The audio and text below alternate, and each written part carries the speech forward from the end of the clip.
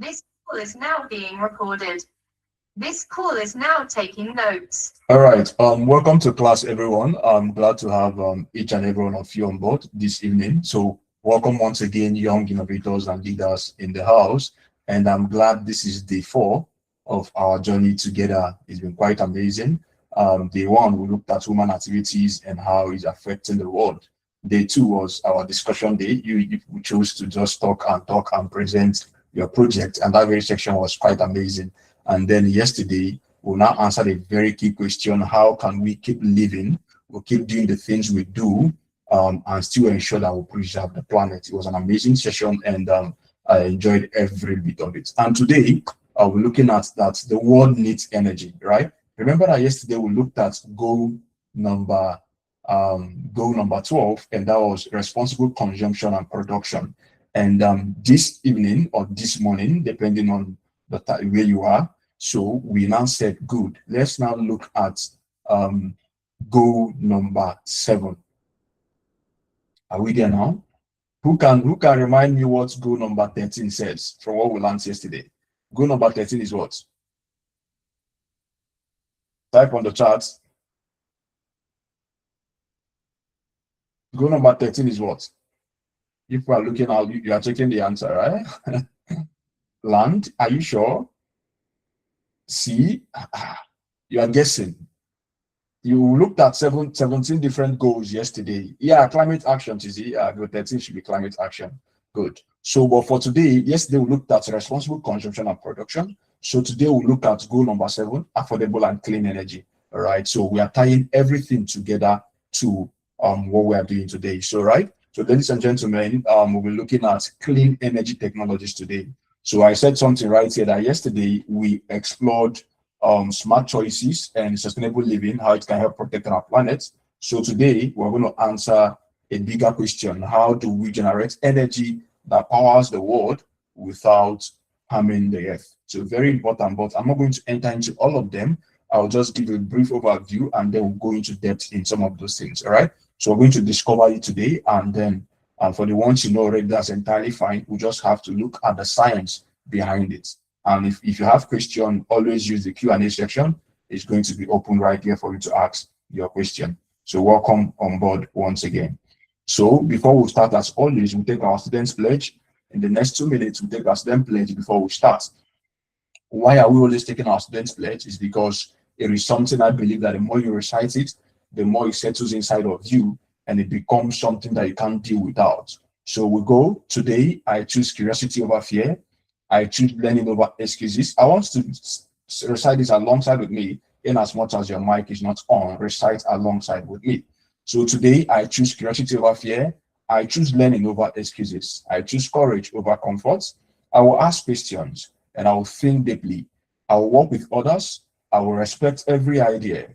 I will never be afraid to make mistakes, because every mistake helps me grow. I believe I was created for a purpose.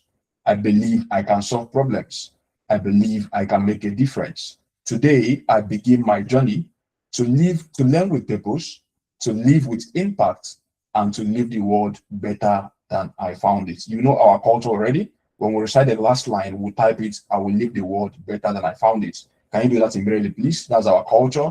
And by now, you should know that after our student pledge, the last line, we'll type it on the chat: I will leave the world better than I found it. So please do that.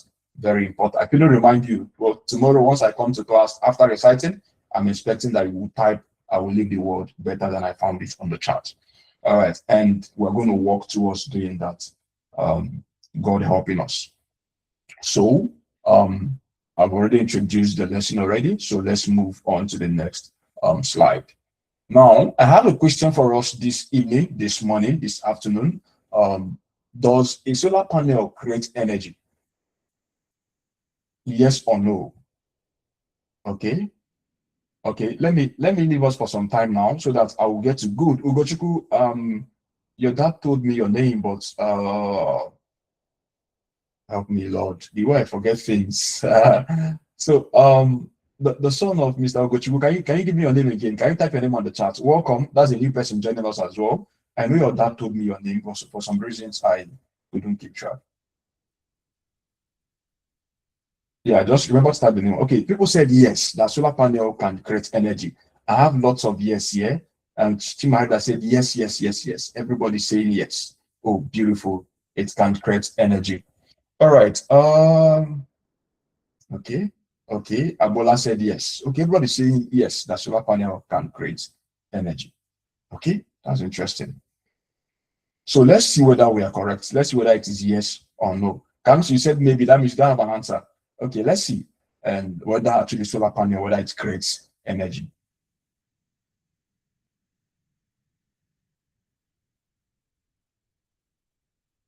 What do we have to say?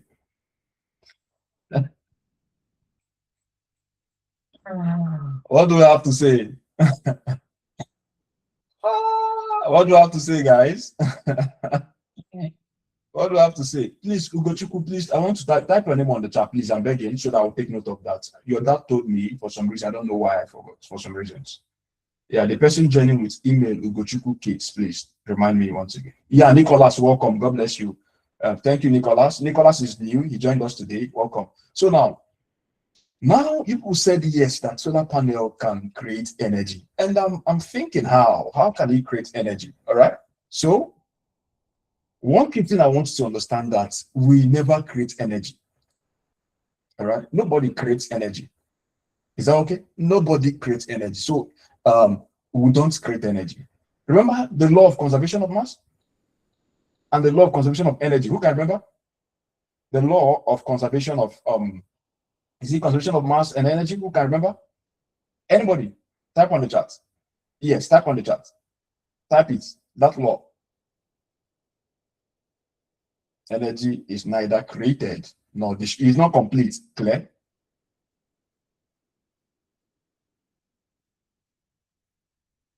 Law of conservation of mass and that of energy as well is not complete. No. Square is correct, but it is not correct. Like, it is correct, but then she didn't give the full details. That is for Claire now. Claire, you didn't give me the full. Any other person that wants to try? I think I should have a gift for the person. Not destroyed. He doesn't end here, guys. It doesn't end here. There's something else.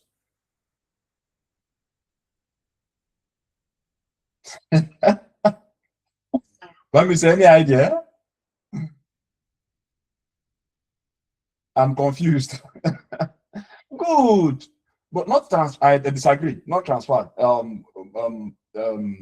Kamsi and the person there. I don't agree with you.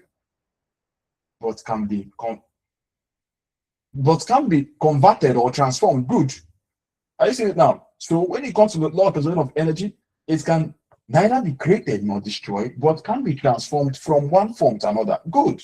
So Claire got it correctly, but I wasn't satisfied because she ended somewhere. All right. So the law of conservation of energy, you can't create it nor destroy it, but you can convert from one form to another. So therefore, men and brethren, that's why we say that a solar panel does not create energy. Instead, it transforms energy and it moves from light energy to electrical energy. Is that okay, guys? If you're with me now, do you agree with me? Type yes now. Yeah, but can be transformed. Good. Yes. Thank you. So next time, ensure you don't say that solar panel can create energy. No, energy can neither be created nor destroyed, but can be transformed from one form to another. Take note of that. And for a solar panel, it is from light energy to electrical energy, as the case might be. So if engineers don't create energy, what exactly do they do, right? If they don't create energy, all right? And by the way, I think I've told you guys already, I studied chemical engineering. So anytime I'm doing some of these things, it's reminding me of the kind of equations we saw, the mass and the rest of them, all right? So let's continue. Someone said nothing. So since engineers don't create energy and they transform it from one form into another, so you can have sunlight to electrical, you can have wind, so just like what some of us said the last time about your wind energy. I think a lot of you said something about the wind. Then we talked about the moving water, the tidal, and the hydropower. Well, I think we spoke comprehensively about that day. So we'll have the moving water to electricity. We'll have the earth's heat. Who can tell me what we call that energy? Where we make use of the heat beneath the earth to create electrical energy. Who can tell me? Geothermal. Thank you, Claire. Geothermal. Yeah. So because beneath the earth, I will have different, let me say, beneath the earth, will have different layers. Who can tell me the first layer? Like underground now. There's a layer underground. Who can remember? The crust, outer crust. Good. There's another one. Yes, I know crust. There are three of them. Well, core. Good. Clear. You're on point. Core.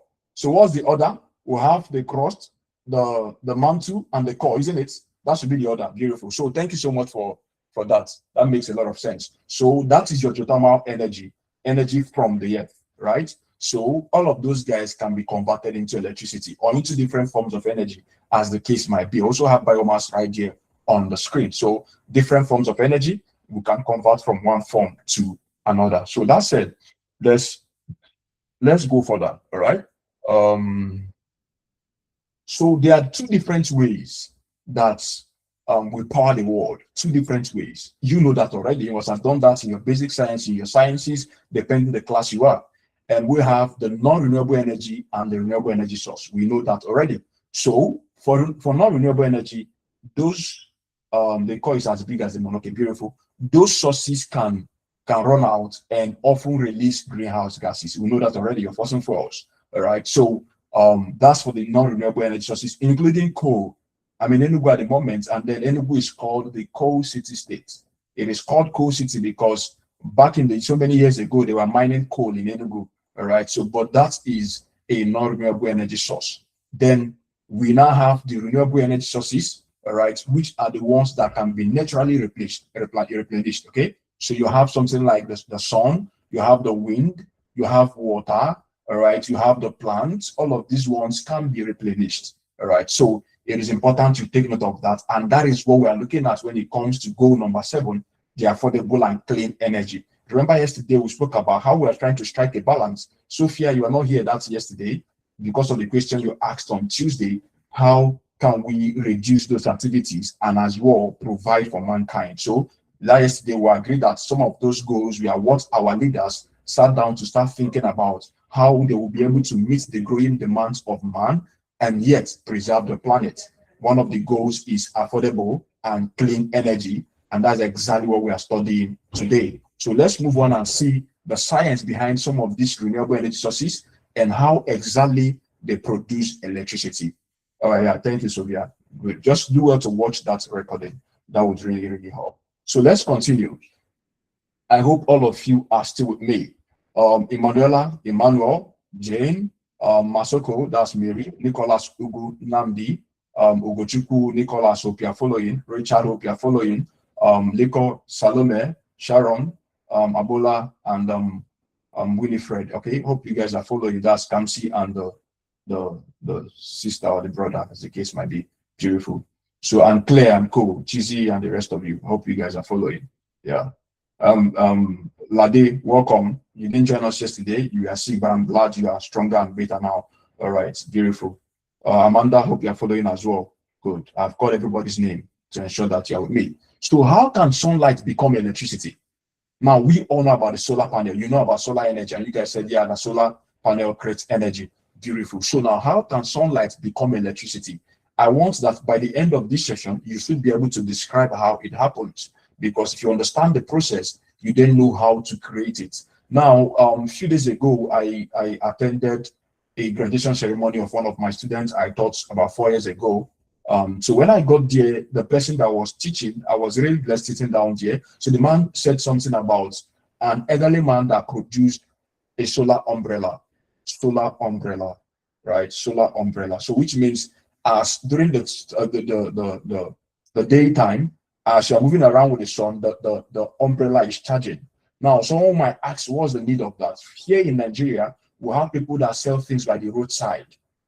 And during the night period, they rely on torch, like they'll just put that torch just to see what they are doing.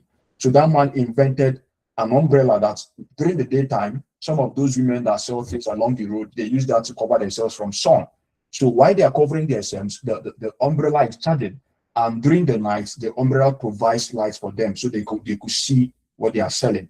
So that was what the man created, the solar umbrella. But and he's a medical doctor. So that's the interesting thing. A medical doctor, but he also created because he has that interest when it comes to solar panels and solar energy, and he created that. That's to tell you that no matter the field you decide to go into, it doesn't prevent you from inventing things you are also passionate about. So that was what the man invented. But there's no way you can invent the solar umbrella without understanding the principle behind it. Are you still with me, guys? So how can solar light become electricity? Now, there's something I wrote down here for us, and I said that the power of the sun, please, you can go on Google and research about this thing I said. That is how curiosity works. You go and research the man that produced a solar umbrella. Just search on Google, do well to read about it. That's how you expand, you collect more dots. Yeah, collect more dots and then connect it to what you already know. So let's follow one tiny particle of the sun on this incredible journey. All right, so let's move and see how it functions. So every second, the sun sends an enormous amount of energy towards the earth, like we saw already during our first section. Right? So what if we could capture just a tiny part of this energy? Then remember that this is your sun, and then have you noticed something during maybe the afternoon time? There's a way you open the window during a very sunny day, you will see something like the rays of light, like those tiny white particles. Have you seen that before? Give me a thumbs up. Like you open the window a bit, yeah, you are seeing those exactly, something like particles, you know, I think they are entering the room. Beautiful. Makes sense. I love that. You guys are very observant. All right, you start seeing those particles as if they are entering the house. Beautiful. So those tiny particles is exactly what brings about what I'm about to talk about. There is something we call electromagnetic radiation. Those in year 10, year 11 might understand what I'm saying, but I don't want to go towards that area at the time being. So let's continue. Thank you so much for acknowledging that you know what I'm talking about. So let's proceed. Now, let's look at the solar panel right away. And then because of that thing I say, I want you to take note of that. Now, as the sun is shining, all right, it captures, you see that tiny particles, as if you can see it, even when you on your torchlight of your phone, you get to notice that as well. Those tiny particles, all right? So, like I already told you that the solar panel does not create energy. It just captures the energy that comes from the sun. So, it is more like a collector, collecting those rays of light you can see when you open the door, kind of when you open the window during a very sunny day. So, it collects some of those particles, all right? And there's a name, sorry. Those things have a name, all right? And I'm going to talk about what we call it as time goes on. But before I give those things a name, there's a name we'll call it. Let's quickly look at something quite interesting. Let's look at what happens inside your solar panel. Now, I had the small one here with me, but then if I had remembered, I would have brought it and kept it here so you can look at it. Now, your solar panel is made mostly of silicon. Now, on the chart, is silicon a conductor, a semiconductor, or an insulator? Type on the chart. Is silicon insulator? Okay. Silicon insulator. She said insulator. Sophia said semiconductor. Okay. Ikechukwu insulator. David said conductor. Amanda said insulator. Okay. Insulator. Liko said insulator. Okay. Bami said insulator. Kim Harida insulator. Lade said semiconductor. Insulator. All right. So can we just give it up for Lade and Sophia? It is a semiconductor, not an insulator, and not what do you call it? A conductor, as we say, semiconductor. All right. So remember that for a conductor has free mobile electrons. Semiconductor has free mobile electrons. The electrons are very okay. They can move around very, very well. Insulators, they don't have any mobile electron, all right? And that's why, let me not say plenty things. So for the young ones following us, Emmanuel and the rest of them, right? So you are learning something quite interesting. So silicon is a semiconductor. And when we talk about what does it mean for something to be a conductor, an insulator, and a semiconductor? Now, in simple terms, conductor, they will tell you, can conduct electricity. That's the simple terms, okay? And semiconductors can conduct partially. and then they will tell you that insulator cannot conduct. Now, but the real thing there has to do with electrons. Conductors contains free mobile electrons, a lot of them. Now, semiconductors, they contain free mobile electrons, but then they are sitting quietly there. They are not so free to move. You can liken it to the three states of matter: solid, liquid, and gas. Remember that the particles of the solid are fixed. They don't move freely. That of liquid, they can move a bit. But gases, they can move so fast, the particles, and that's why we talk about that they are very random. You start talking about entropy, that's the degree of disorderliness. All right. So the randomness for gases is too much. I'm just trying to give an example relating to conductor, semiconductors, and insulators. All right. Now, someone might not ask, why are we not using a conductor for this solar panel? It is important to know that silicon it happens to be one of the elements that is quite easy to get because you produce it using sand, right? And sand is everywhere, but you have to purify the sand anyway. So because of the way or the method through which your solar panel generates electricity, that is why it is better that we use silicon.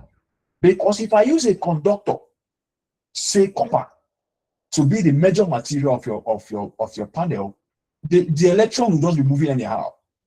And remember that I think I'm moving past my slide, but that's entirely fine. Now, remember that for electricity to be formed, there should be something that happens. Now, what is electric current? Anybody on the chat? What is electric current? What is electric current? Anybody? What is electric current? Anybody? Okay, nobody is answering. Nobody. The flow of electrons. Okay, clear. Thank you. The flow of electrons. Good. Rate of flow of electric charge per unit time. Sophia, you've brought mathematics here now. So it's simply the flow of electrons. Thank you, Claire. So electric current is the flow of electrons. So, and that electron has to flow in a specific direction.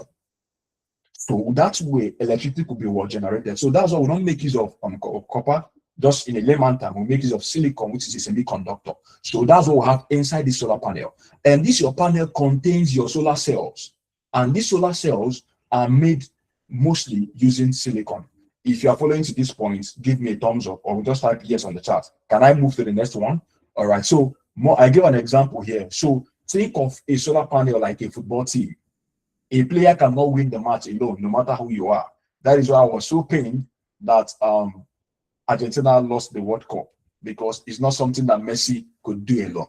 All right. And people were just shouting about my greatest of all time, but that's entirely fine. So I know Ronaldo fans are in the house, but let me not talk too much. So let's look at how all of them team together to give us what we want. Yeah, all those Ronaldo fans in the house is entirely fine. So let's see how it works through. Now, those tiny particles are called photons. Is that okay? Those tiny particles are called what? They are called photons. All right. So photons are tiny packets of energy from the sun. You could see the way we did a tiny line here. Are you seeing it now? So millions of photons travel from the sun to the solar cell. That's the solar cell, which contains your silicon. So millions of them.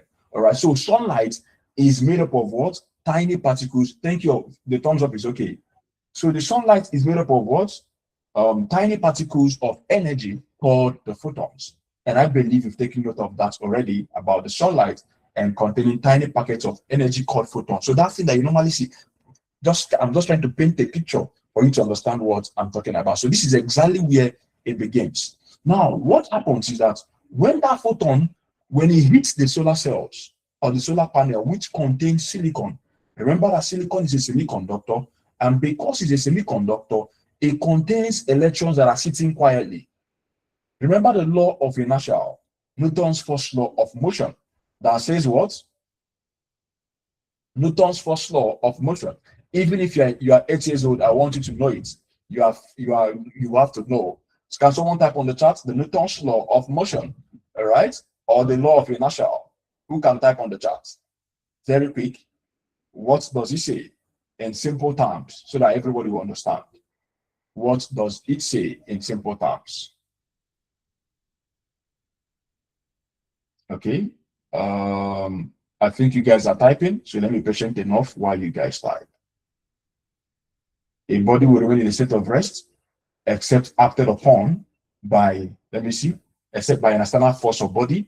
When balance forces are acting, an object in stationary and continues in motion. Beautiful. So the first law says that an object, am I talking about energy of plants here? So an object will remain at rest unless acted upon by an external force. Also, an object that is in motion will maintain that particular straight line unless acted upon by an external force. That's in simple terms, that's a law of inertia. And I think it's something that you should always remember. You should always remember that when it comes to this. Okay, so that said, when the sunlight, which has these photons, when it comes, it kind of hits the silicon, the solar cells. And when it hits it, it wakes up the electrons. The electrons becomes excited and they start moving. Remember, initially they were at rest, sitting down there, waiting for something that will push them. Unlike if you have a conductor, the electrons will be moving around already. Are you seeing what I'm talking about? Why I'm not going to use a conductor for this? So semiconductor, it has those free mobile electrons, but we need something to come wake it up. All right. So when the photons hit the silicon surface, electrons become excited. I have questions right here. Okay, I'm going to attend to the questions as promised. Okay, so let's proceed. Now, when it hits that particular surface, electron becomes what? Excited. Now, let's see what now happens to these electrons. Hope you are following the lines, how it goes from sunlight to the photons that will hit the silicon cells, the solar cells made up of majority of silicons. Electrons become excited, just like if you are sitting down in class and someone slaps you, what will happen?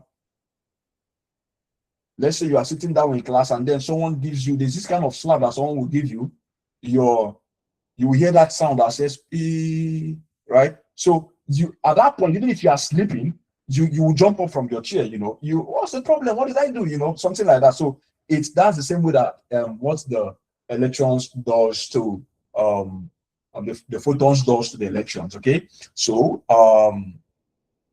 let's continue. Let's follow the electrons and see how they actually become electricity that powers our homes. All right, so that said, once the electrons start moving, you see the sunlight, you have the photon, you have the silicon, and then they start moving. So the panels are constructed in a way that they have a path.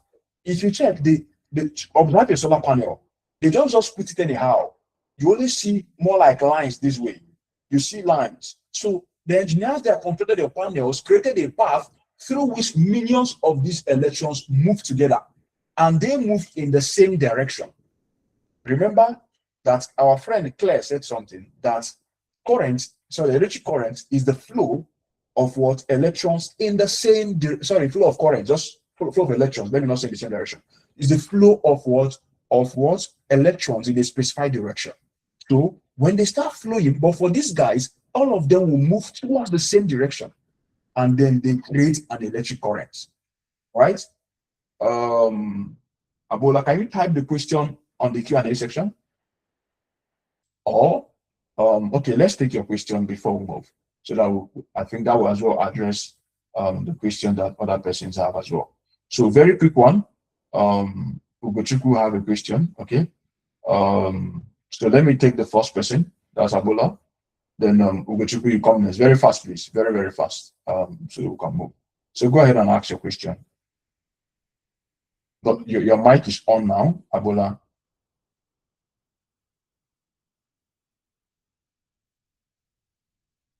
Was it a mistake? Okay. So please, anytime you raise your hands up, I flag it to be a question, please. So you don't get to distract us. So type on the chat is a mistake now. You are still raising your hands up. You explain how to, okay. Okay. Abola, I've made you a co-host now, so we can continue. I think you are a mistake for Ugochukwu. All right. Abola, is it a mistake from your own end? If it's not a mistake, give me a thumbs down. If it is not a mistake, give me a thumbs down so we can proceed, please. Okay. You have a question. But there's a section for Q&A where you could actually ask your question right there, so we don't interrupt the sections because the classes are recorded and for make it easier for others to move through. Okay, go ahead. Very fast. You are now a co-host. On your mic and ask your question. You've stopped us for like 3 minutes now.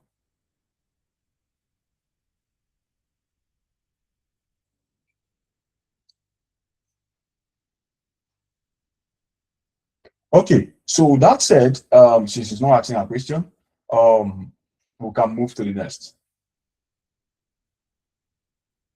So when they move, like I said, it creates an electric current. So let's now follow these guys. Can we use this electricity in our homes yet? No.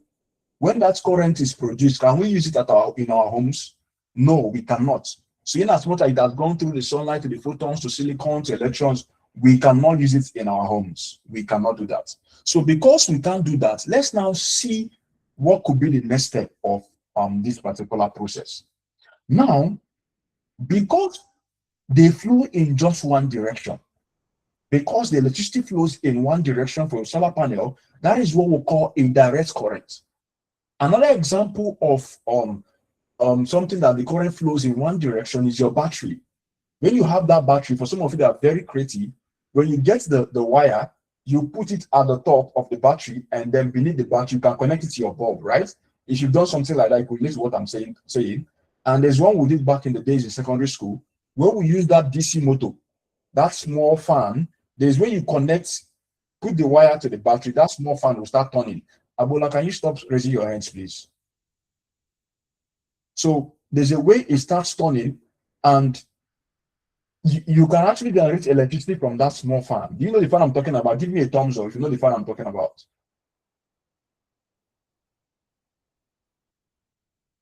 You know the fan, that's very small fan. Oh, some of you don't know. All right, it's fine. I will still explain what that fan is actually. So that's an example of the direct current. If you're using your battery, it's also an example of direct current. I know some of you must have used the battery, and then you would attest to what I'm talking about when you're making use of your battery. If you've ever connected the battery to a bulb, can you give me a thumbs up? Your normal battery, just battery, you put wire at the edge, the positive terminal of the battery, then put another wire at the negative terminal of the battery, and then connect it to an electric bulb. Do you have anybody that have done that before? Yeah, Tizi, you have done that. Claire, you've done that. Amanda, you've done that. Beautiful. Makes sense. Good. So you must have also done that in your experiment. So the experiment you do in your school using the ammeter, the voltmeter, and the rest of them is actually, Emanuela, you said no, try and do it, okay? It is a direct current because it flows in just one direction. So because your solar panel produces a direct current, are we there now? Because it produces a direct current, which we call DC, we cannot use that directly in our homes. And therefore, that brings about a need for something, all right? We need something. And that's why if you have a solar panel in your house, notice that there's something else they install inside of the house. Do I have anybody that has solar panel at home? Do you have anybody? There's something else they install in your house or in your school, right? Good. So there's something else inside of the house, which we regard as your what? As the inverter. So we need an inverter. Now, what does the inverter do for you? So what the inverter does is that it converts the direct current to AC, that's alternating current, because the current you use at home is not a direct current. So in your house currently, you are making use of an alternating current, not a direct current. So because the DC cannot power the appliances in the house, we'll now make use of an inverter, which we regard as the AC current. All right. And that is what we now make use of. So the inverter is more like a translator. Example, I might be speaking Igbo or speaking any language, or let's say I'm speaking French, someone is translating in English. That's something that the inverter does. So the inverter stands between the direct current coming from your solar panel, and then it converts it to AC that we can now use in our house. And then the light comes in right there. I hope you understand this process. Why am I saying all of those things? For some of you that what you want to create might be, I don't know the company you want to build, like what we said about the solutions. It can be along energy. So it's important you know all of this, the sciences behind all of these things. If you are following me up until this point, can you type yes on the chat? If I didn't lose anyone, you understand the process up until this point, can you type yes? Beautiful. Jane, yes. Ikechukwu, yes. Chizi, yes. Beautiful. I'm glad you followed to this point. So remember, in your house, you don't make use of direct current, you make use of alternating current. Very, very important. All right, so let's see the next emphasis I want to make before we proceed.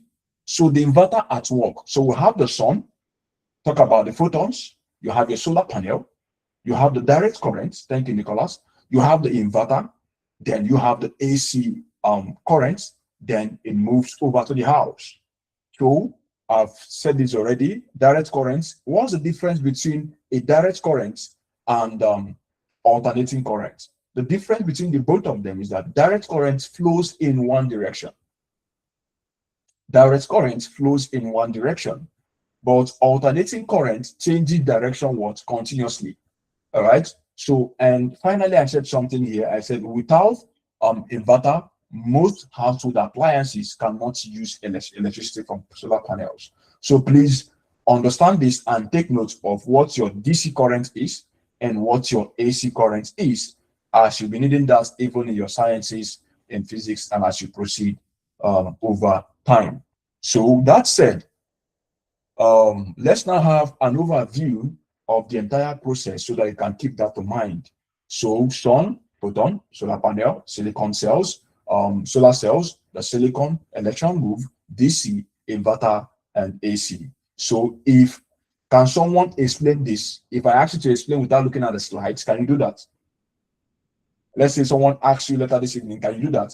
I want to see your comment on the chat. Can you do that?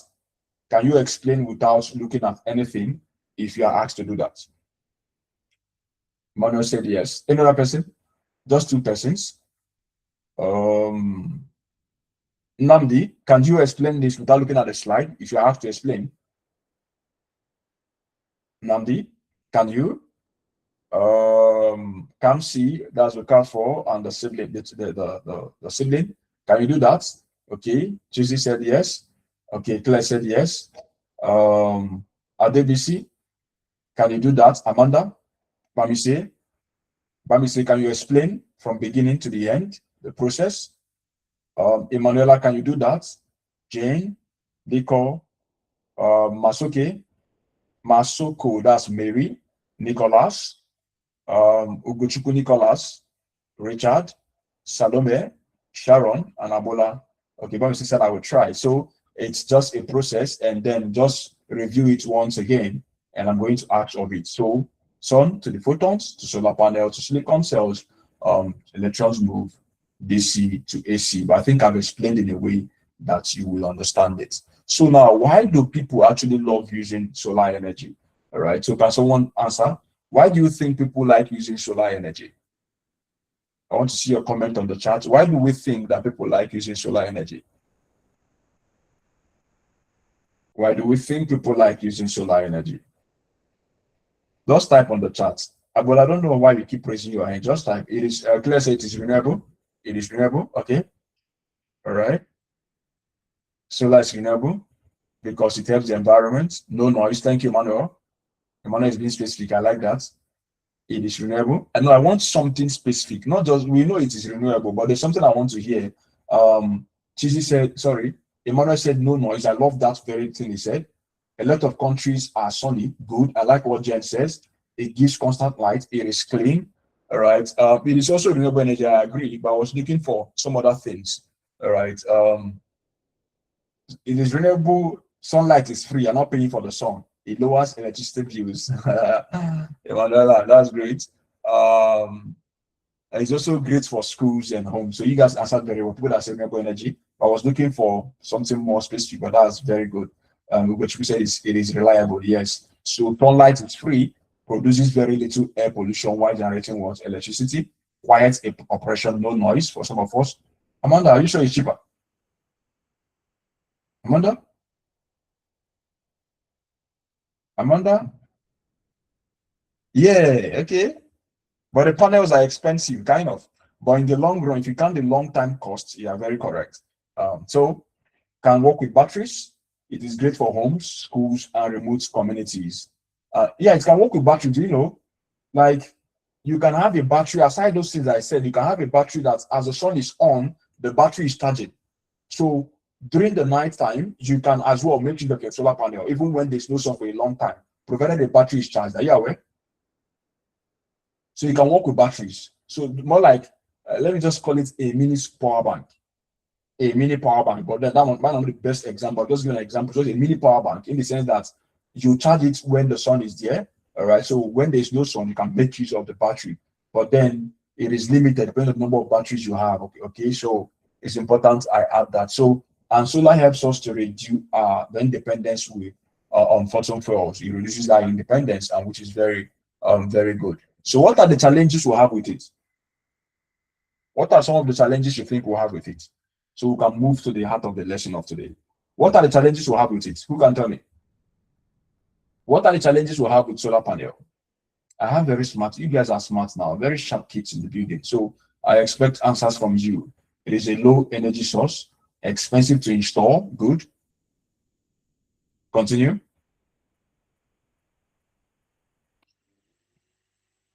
Okay, someone wants to take notes really quick. Okay.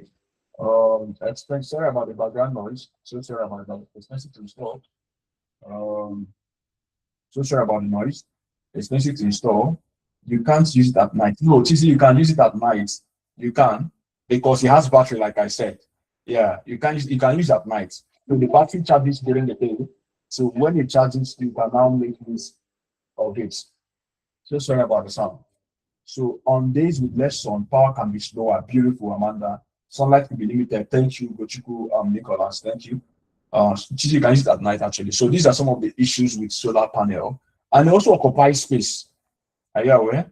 The solar farms can occupy lots of space as well, right? So these are some of them. It can be very expensive to install. The installation here in Nigeria could cost a good panel could cost up to say 3 to 4 million. All right, naira. I think in pounds you can not convert. Yeah, very high starting cost basically. But yeah, that's it. So cloudy weather can reduce the electricity generation. So no sunlight at night. Yeah, so it relies on that battery. So how strong can the battery be? So at that point in time, you start turning off the fridge, start turning off the TV, so it doesn't drain very fast. The batteries can be expensive. All right, the more batteries you buy, the more expensive it is. So large solar farms, they need space. All right, so you could have a solar farm just like I have the wind farm, all right, where you have those wind turbines. That's the same thing here. So how can we improve solar energy? Smart guys in the building, how do you think we can improve it before we move to the next thing we have? How do you think we can improve? How do you think we can improve solar energy? How do we think we can improve solar energy? Anybody saying anything? Liko, can you type your question on the chat? We'll have Q&A. Type it there on the Q&A section. I will answer it. All right. Is that okay, my bro? Yeah, answer there. So, anybody, how do we improve? How do we improve solar energy? I think if nobody's saying anything, it will become an assignment. I will throw it as an assignment. If you're not dodging these assignments, can someone say something now? How do we improve? Somebody said, Richard said with a smaller cost. How? I will start calling names though. Nobody saying anything. Okay. Let's just look at a few things I highlighted right here, but I was thinking we could make cheaper battery. God bless you, Ikechiku. Very brilliant answer right here. We could make cheaper batteries. Maybe make it more like streamlined so it is cheaper. Okay. Beautiful. So we can have better battery storage, like my Ikechiku said, make it less expensive for people.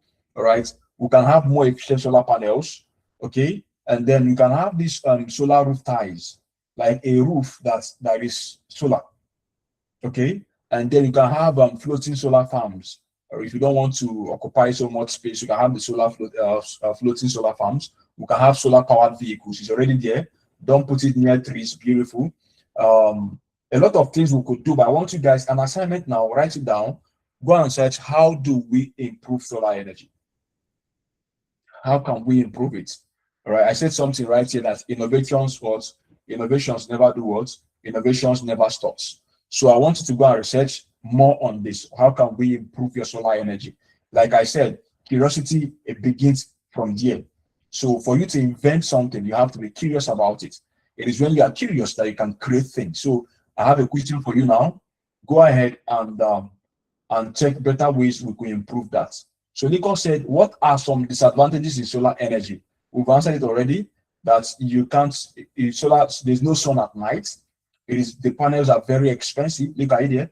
The panels are very expensive, all right, to install. Good, Emanuela, this is one sachet of water for you. One bottle of water for you, Emanuela. So Nico, these are some of the disadvantages. At night, there's no sun. The batteries are expensive because it works more like solar power bank. So during the morning time, it charges the battery, and then later you run it down. You start waiting for sun again. So during summer, when there's rain, a lot of rain, what happens that period? So the energy is less. It is during the winter period and the rest of them that you could have a lot of sun. So these are some of the disadvantages of your solar panels. It also takes up space. So Emanuela said something here. Keeping panels clean from dust, fixing them at a correct angle facing in the equator. Okay, beautiful. I like the one I want to take is keeping panels clean from dust. Now, I said something about building a robot that can dictate when the panels is clouded with dust and then clean it off. It's important to know that once that solar panel, if there's a lot of dust on it, and eventually there will be, it reduces the efficiency of the panel. So that's quite creative that we can actually create a robot that can dictate when there's dust on the panel and then clean it off without us getting to clean the panel. Is that okay, guys? Can we clap for Manuela? I think that's a very creative suggestion right there. I think we need to clap for her. Very powerful suggestion right there. All right. And like I said, innovations never stops. We'll keep innovating. So, but then it begins with us being curious on how we can navigate and solve this problem. So this is the journey. I wrote down the advantages here. It is renewable, it is clean, it is quiet, it is useful. Now, challenges depends on sunlight. It needs storage for nighttime. Installation can be very costly. All right. So one of the things I want to do now is to explain to someone at home how solar panel produces electricity without looking at your notes. Right. I want you to have that offhand, understand it, and I'll try to send videos as well where you could look at a few things of that. Can I take notes really quick? Namdi, the slide will be sent to your dashboard. Just once you check your dashboard, I'm going to notice that the two slides, that of day 1 and day 3, the slides are on your dashboard. So it's there. If you've seen it, give me a thumbs up. Anybody have seen the slide on the dashboard before? If you've seen the materials on your dashboard before, thank you, Jane. Any other person that have seen that, Cheesy, thank you. Yeah, thank you, Liko. Ikechku said yeah, Richard said yes. So just go to your dashboard, you click on learning resources, you're going to see the slide. So Namdi, no need to copy, we've got you covered. All right, so I think I've answered all the questions on the chat. Yeah, it's here, so I've got you covered, okay? Our technical guys will upload to you. All right. Okay, I think I've answered all your questions, and I don't think there's any other question. Yeah, they did it without me. All right, so he will show you peace. So let's proceed, guys. And this time around, I give a summary and my task to you, try to explain to someone without your notes. Okay, that said, let's now look at something quite interesting. And I think one of our friends here will like that so much, which is Jay. Now let's look at nature. We've looked at the sun already. Let's look at nature's stored energy, right? Plants don't just grow. They store energy from the sun, all right? Is that okay? Plants, they don't just grow. You know about your photosynthesis. I think someone said something about photosynthesis on the charts. So plants, they don't just grow. They store energy from the sun. So the order from the sun to the plants, to the trees, to the crops, and then they become organic materials. Are you seeing that now? So when you see your plants growing, all right, they don't just grow, they are also storing energy. Is that okay, guys? Is that okay? They don't just grow, they are doing what? They are storing energy as well. All right. So as they are growing, they are storing energy because at the end of the day, some of those plants become your trees. Some of them become the crops like your corn and the rest of them that you eat and consume. And after consuming them, they still become organic material. So it's very important that we take note of that. Is that okay, guys? Yeah, very important. Good. So let's continue. So why am I saying all of these things? Because I want to talk about something very important regarding your stored energy, not natural stored energy in your plants, and how everything ties together. So I have a question here. What happens to all this plant material after it is harvested or after they die? So what happens to them? So after they grow, the corn, what happens to them? You consume them, right? Is that also? So what happens to the plant material? See, that will consume them, right? It can be your apples and the rest of them. And after consuming them, eventually they do what? We discharge the seed, the back of the some of the crops as well, we discharge them as well. I think if you've eaten corn this period, can I see your hands? Can I just give me a thumbs up? I've eaten corn this season. Give me a thumbs up. Richard said yes. Chimamanda, yes. Good. Winifred said yes. Good. Okay. Which said no. Please try and eat corn, eh? So now, Jane, how come Richard ate corn? You didn't eat, Jane? Richard ate, you didn't eat. Why? Abola, yeah. So after consuming all of those things, so what happens to them? So that's what we're looking at now. And after they are harvested or after they die, what happens to some of those guys?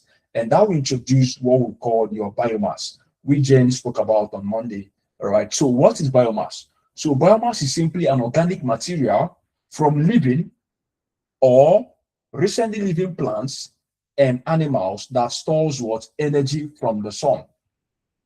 She married that. Okay, thank you. So biomass is organic material from living or recently living plants and animals that stores energy from the sun. So biomass is all around us, from wood to crop residues to leaves to grass. Even there's a new technology now how we can make use of grass to produce fuels. But then, because of breaking it down, we call it lingocellulose material. Yeah, I think lingocellulose. I think I remember. Non-lingo. Yeah, there's a name for it, but it's quite difficult to do that at the moment using grass to produce fuels as well. So biomass is everywhere. The wood, your crop residues, your leaves, the grass, your food waste, the animal waste, the human waste, including palm kernels, the sawdust. All of those guys are your biomass. If you're still with me, type yes on the chat before I go to the next. So now, and there are different types of biomass. Claire said yes, Amanda said yes. Yeah. So go. Jane said yes, Manela, yes. Okay. Now, all of these things are your biomass, okay? And there are different types of biomass. And so you are following me, Emmanuel. I hope you are following him. And the rest of you, I hope you are following. So there are different types of biomass. Now, because of that industry, I told you guys to start looking about the product you can create. So different kind of yesterday we looked at different kind of waste, plastic waste, and the rest of them. So for biomass, anything around us is made of a lot of things around us are biomass. So different types of biomass. We have the forest biomass. Now, someone presented about biochar. Who was that? That spoke about biochar on Tuesday. Is it biochar or biocar? Who was that? No, Chima, that was not you. Yeah, Jane, I know you do. Who was that? Someone spoke about your biocar. Is it biocar? How do we pronounce it again, self? Someone spoke about that. Who was that? Abola, is that you? Who was that? Okay, I think someone spoke about that. So you have the wood, the branches, the sawdust, the tree bank. All of these things are from the forest biomass. They belong to the forest biomass. We have the agricultural biomass. We have the rice husk. I mean, the back of rice. Have you seen where they are producing rice? Like where they are trying to remove the back of the rice before you have that white one. Have you seen that? Good. So that's the rice husk. All right. So we have the corn stalks.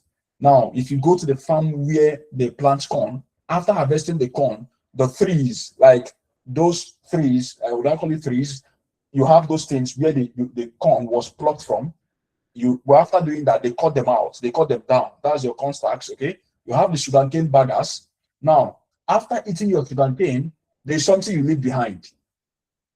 That's if you give me a thumbs up, like you know what I'm talking about. After eating your sugarcane, you have that the trash. Now we'll call it the sugarcane baggers. Yeah, so that's what we call the baggers, sugarcane baggers. Yeah, that's that particular the back of after eating it. After you must have sucked the liquid from it. Good.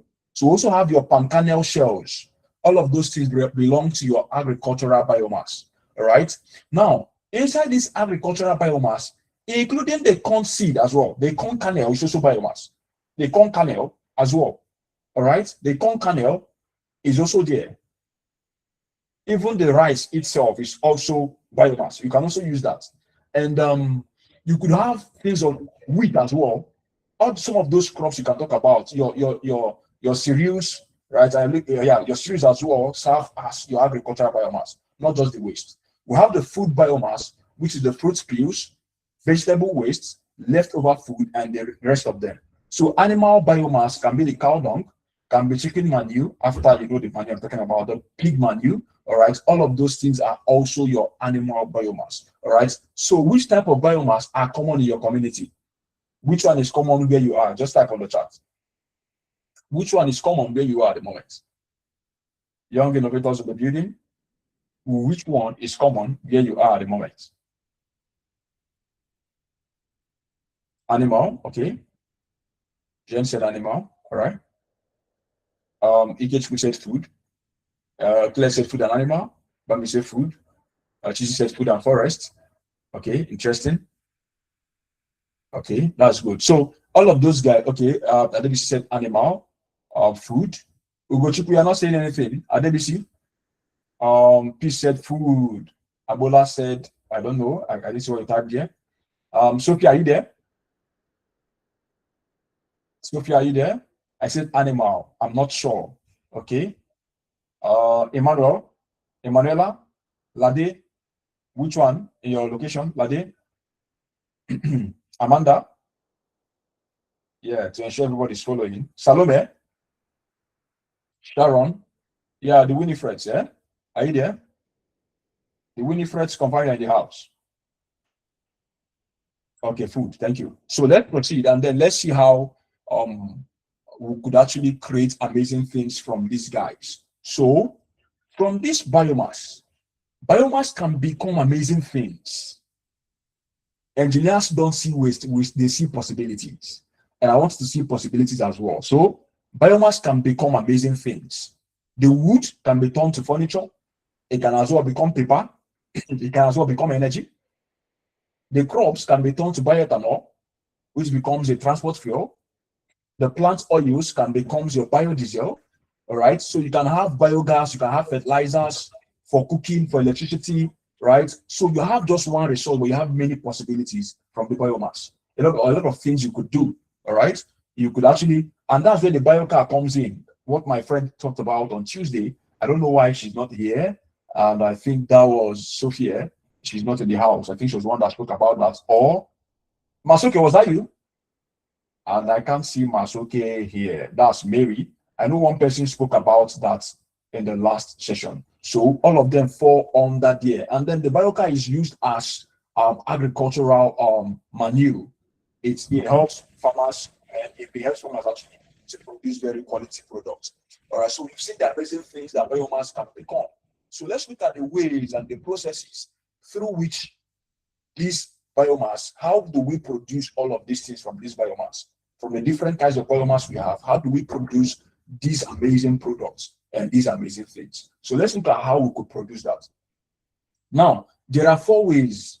I don't know, I forgot, I put 3. There are 4 ways actually. Now, one of the ways is what we call direct combustion. Direct combustion. The second method, please write it down on paper now, because when you see the slide, it's not yet, is pyrolysis. Let me type. I don't know why I forgot that number 2. Before we have the anaerobic digestion and then the biofuels. All right, there are 4 smart ways through which it's actually more than 4, a lot of them, but the summary, it revolves around these 4 ways by which we can actually turn your biomass into a useful product.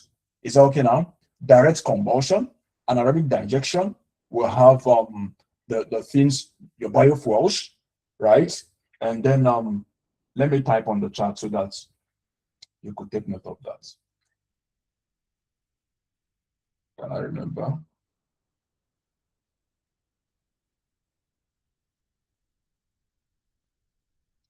Who said nah? Who's saying nah?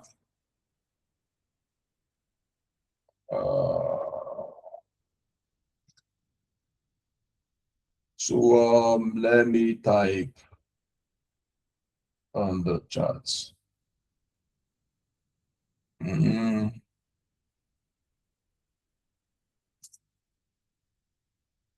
So pick it from the chart, okay?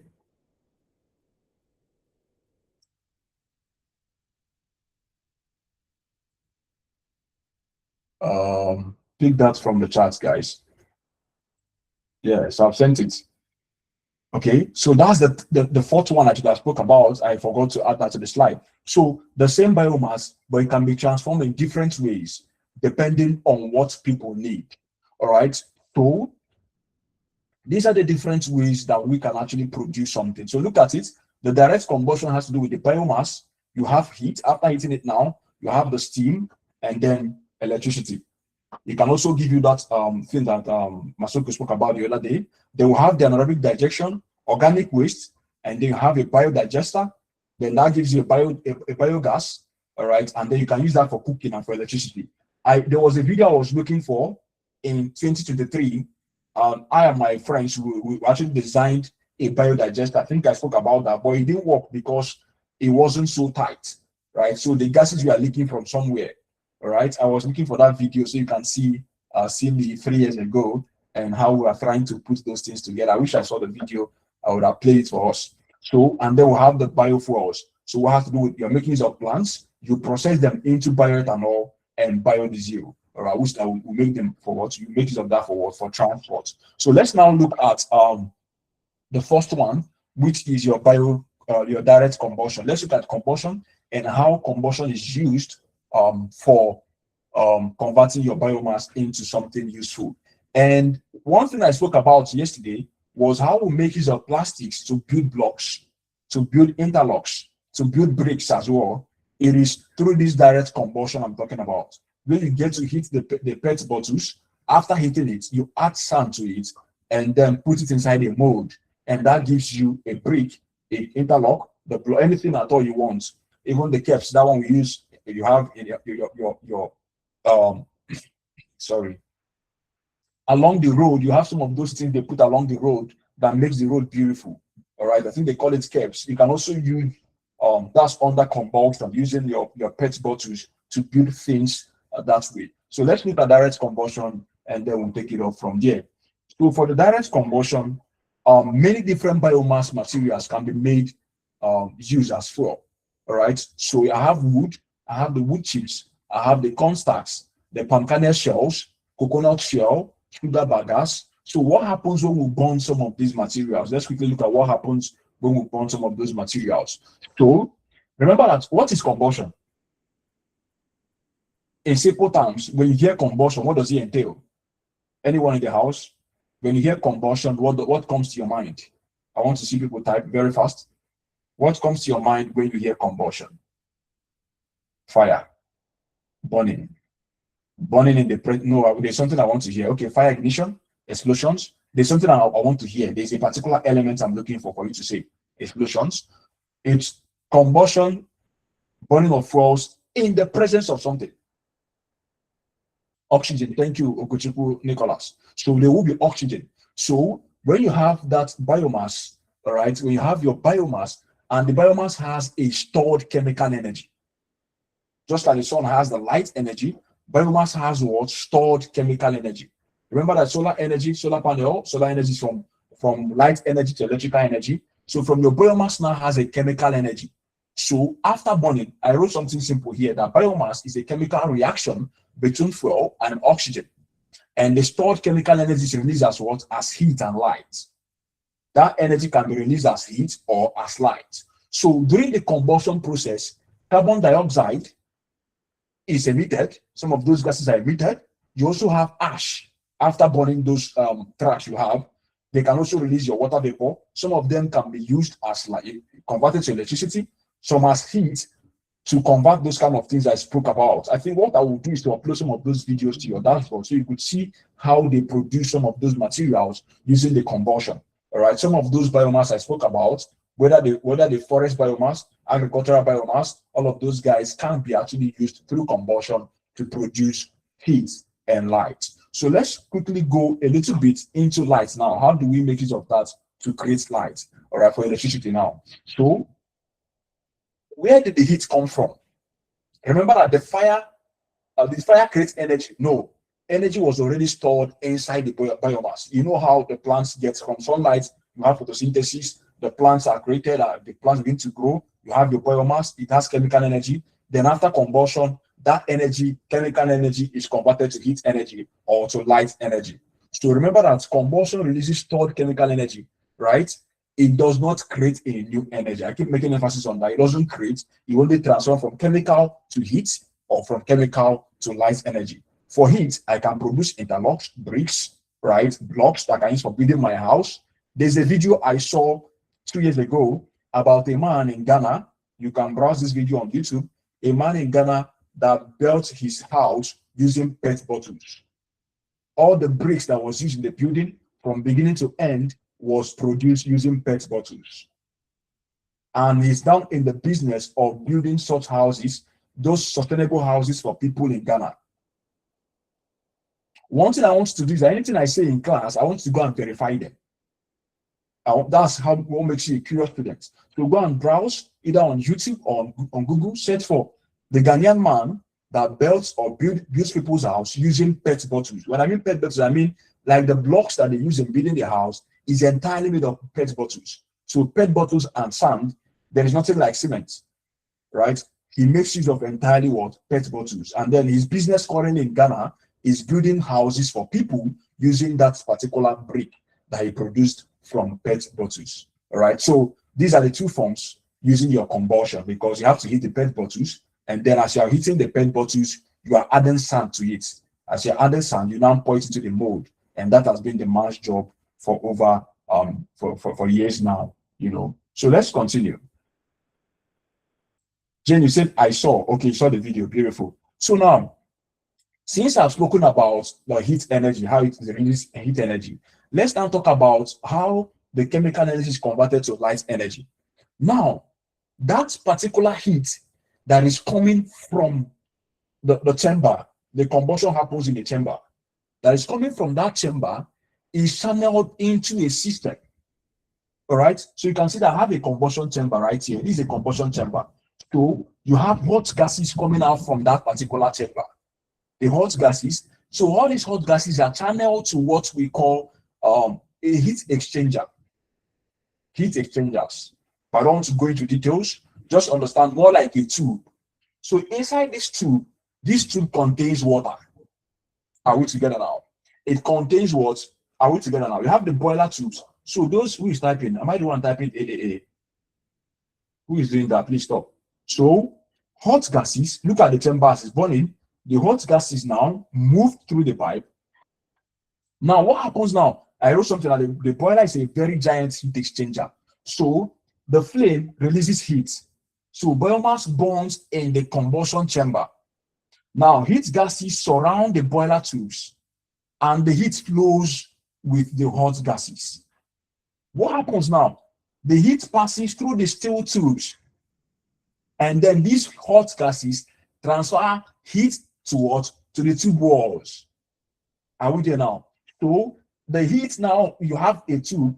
The way you heat up, so let's say you are cooking now, your pot is on fire, and then the gas cooker is heating up the pot. That's the same thing. So the gases is now heating up the steel tube, all right? And when that happens, heat is transferred. That's what we call it heat exchanger. Heat is transferred from the hot body to the cold body, which happens to be the water in the tube. So now, water absorbs that heat, and the water inside the tubes will get very hot. And that is how steam is produced. Now, remember that when you are boiling water in your kettle, observe what happens to the mouth of the kettle. What happens? You are steaming vapor from the kettle, right? When the water has boiled. Now, do you know that the steam is hotter than the hot water itself. I don't know. Have you ever tossed that steam coming from the kettle before when boiling water? Anybody? Good, Jane. Another person? That steam, the vapor is hotter than the water itself. So that's exactly the same thing that happens here. So that gas, the hot gases, are now transferred to the tube carrying the water, eventually heats up the water, and then it leaves as vapor. So that steam that is leaving, that is being produced, we'll call it a very high pressure steam. But it results the evaporation. Yes. God bless you. The evaporation of the water when that's heated, that's the what I'm talking about, the steam, that's the vapor. So that steam that is produced, all right, which we call the high pressure steam, there is something that steam does. And now what happens next is what we're looking at now.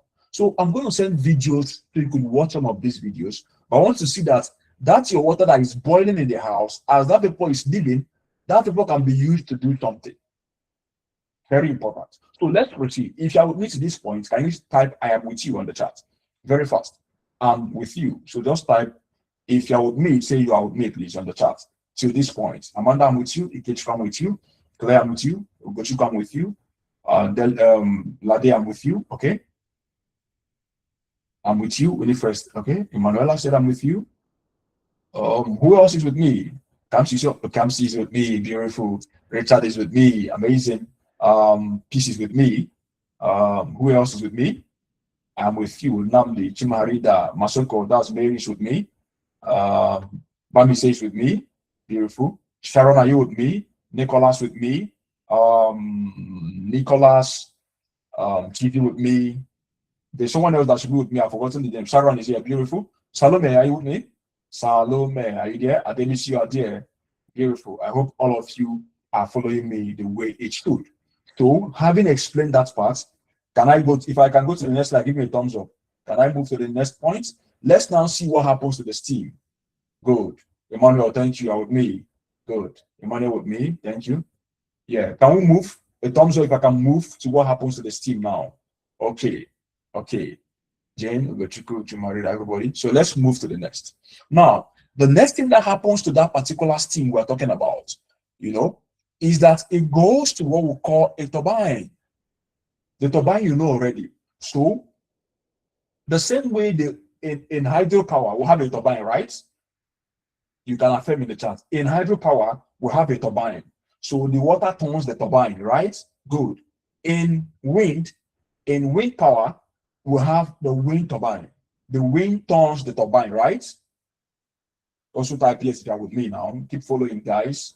Follow me. So that same way, for the steam, during this combustion of biomass, we have the steam turbine. Good.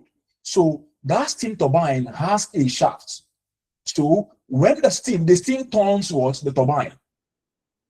All right.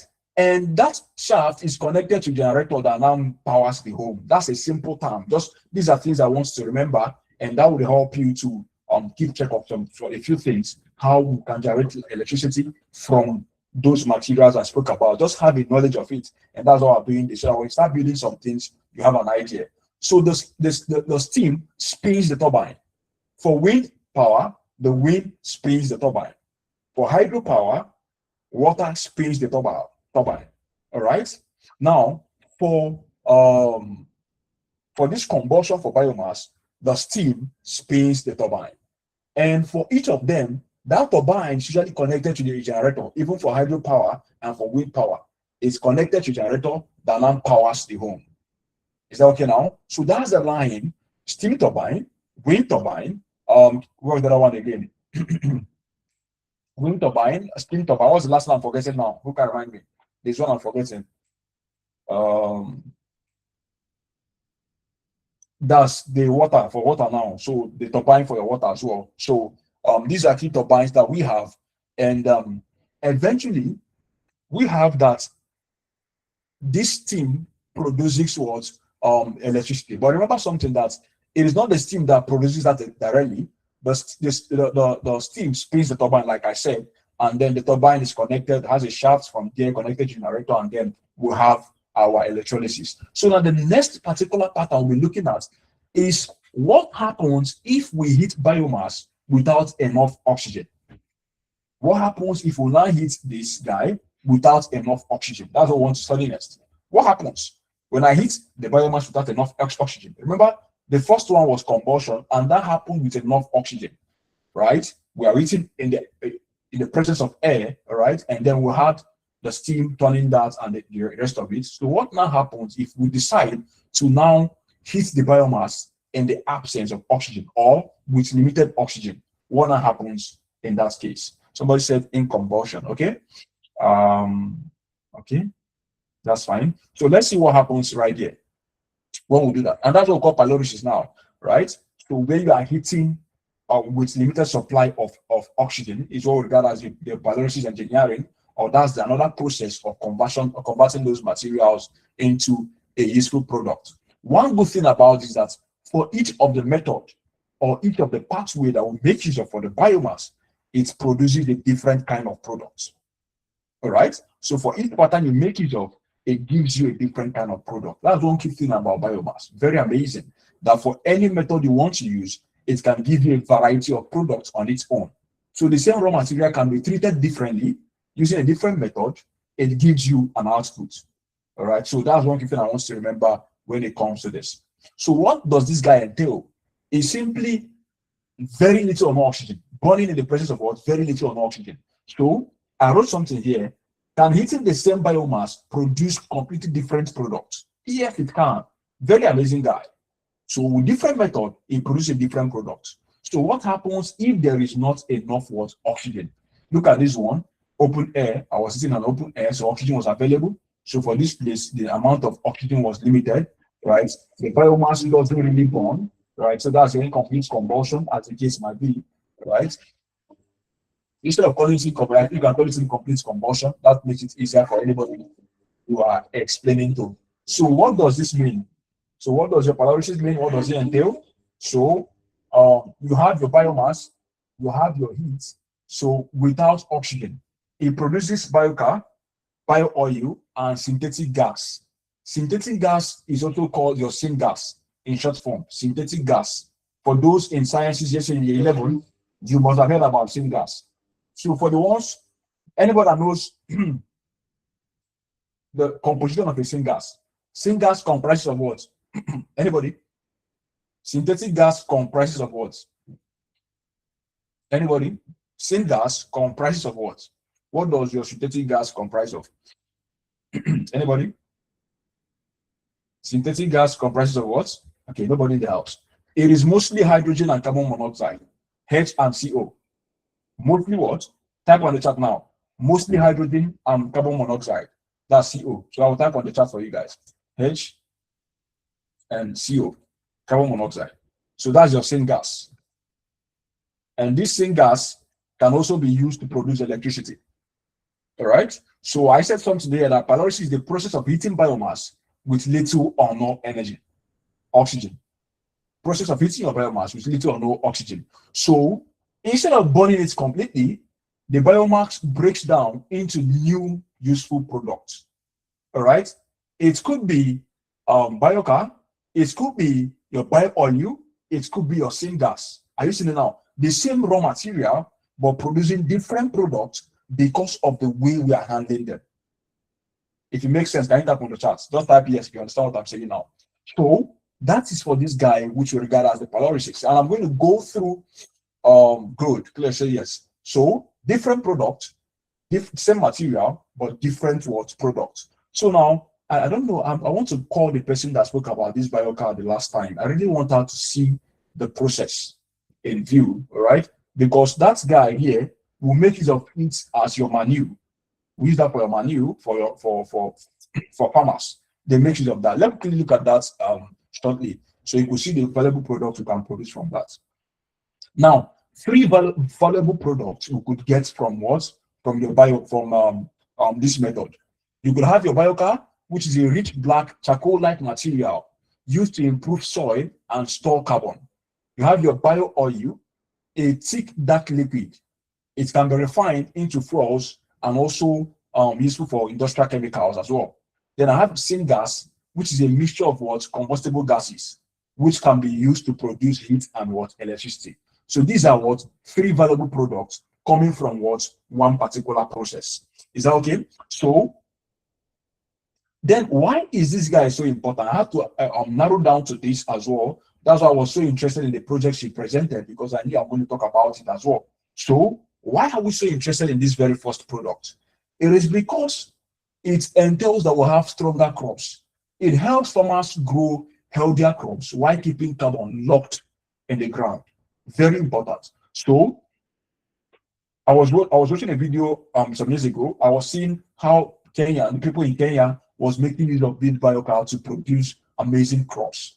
That was the key manure they had. So they get to burn that and then break it down for their crops. So it helps farmers grow healthier crops while keeping carbon locked in the ground. Very amazing guy. All right. So one of the valuable products, I said, let me narrow down on this product, and I'm still going to send videos so that you can look at them yourself and see how amazing they could be. Now, I have a question for you here. Why is storing carbon important for our planet? Someone spoke about carbon storage the last time. I think it was Tim Harida. But because of time, I'm not going to go into that. Maybe towards the end of the class, if we still have time, I'm going to come back right there for it. So take note of what I said about these 3 different products coming from what? One particular process. So let's look at the difference between combustion and your pyrolysis now. What's the difference? Right? Combustion entails plenty of oxygen, produces heat. You can use that to generate steam and electricity.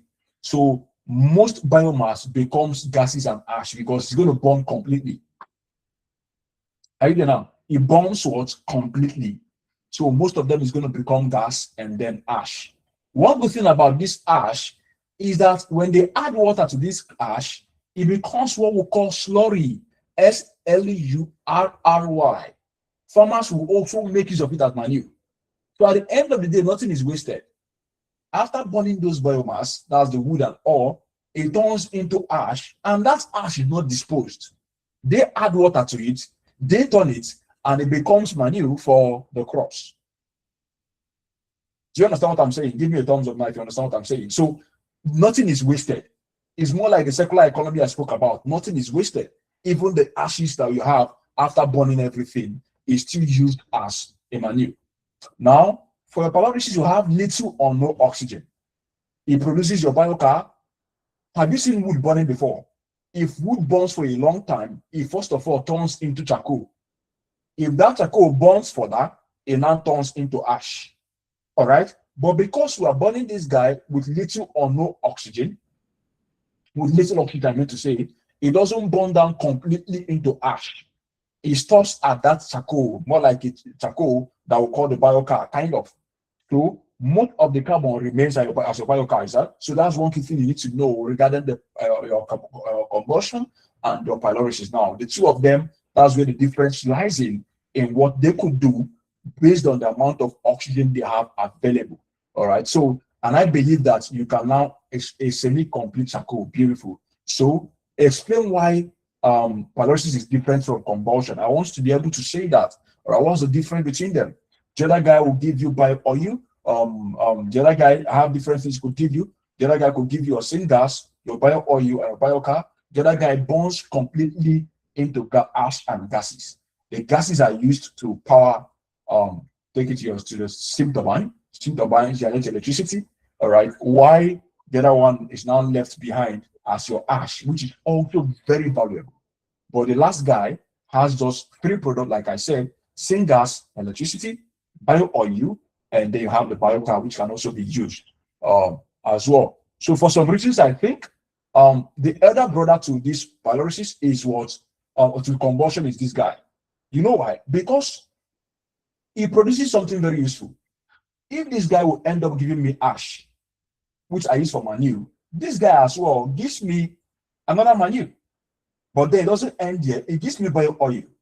This guy gives me gas, but he also gives me gas as well. So with that gas, I can still generate electricity. So this guy gives you 3 products in one. Why this one is entirely just, I think, 2 products at most. So this guy happens to be the modification of this guy, and with little or no oxygen, as the case might be. So the next one I have here, I said, can crops become fuels for cars? buses, and airplanes? Is it possible that that food you eat, the corn kernel, the corn you consume, all right, the rice you eat, all right, the wheat and all, the sugarcane you enjoy, is it possible that we can use those crops as for vehicles, buses, and airplanes? Yes, it's possible.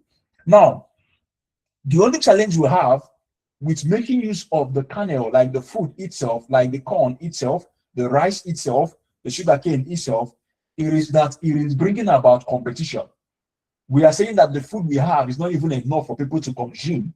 Now, using part of it now brings about, that's the only disadvantage about using the crops. It brings about the food chain competition, right? Brings about that competition between using it as fuel and for human consumption. All right, that's why people are now beginning to develop new processes of, instead of using the crops itself, they talk about using the waste product of those crops. For example, instead of using the corn kernel, that's the corn seed, they talked about using the corn husk. That's the, after eating the corn, that's the before you eat your corn, that's you remove to see the corn itself. Instead of making use of rice itself, they start talking about making use of the rice husk. Instead of making use of the sugarcane itself, they start talking about that chaff that remains after eating the sugarcane, which we call the sugarcane baggers. But now there's a problem with that particular one, which I want you to go and check as young people. Now, there's a reason why that one is difficult as well, because breaking down those ones are quite difficult. It requires a lot of things to break it down. So breaking it down alone to bring out the cellulose. Sorry. Can I stop? Let me stop here now because of the terminologies now. So I think it's okay you go and read, and it makes better sense for you. If I go into depth, it becomes a bit challenging now. So that particular process of using even the grass I spoke about to expose what we call the cellulose that will be used for this process, because it's through the cellulose you now get to, I'm going so deep. Let me stop here, guys. So you understood what I said about the combustion process, pyrolysis, the fuels that we can use the crops for now. We can as well make use of the back of it, all right? But then go and search why I said it is a bit difficult to make use of grass, to make use of the back of the corn, to make use of the rice husk to produce energy. I want to go and check why I said it is even more difficult and more expensive than using the food crops that we have. All we can do is to increase the amount of things we plant. When we increase the amount of things we plant, then we can have more for consumption and for fuels as well. If you are still with me, say I'm with you on the chat. Very important. Then we'll proceed. Still with me, say you are with me. Yeah, thank you, ADBC. You are with me, you are with me. Type you are with me. Thank you, GZ. You are with me, you are with me, you are with me, you are with me. All right. Kamsi, are you still here? Little Kamsi, you are here?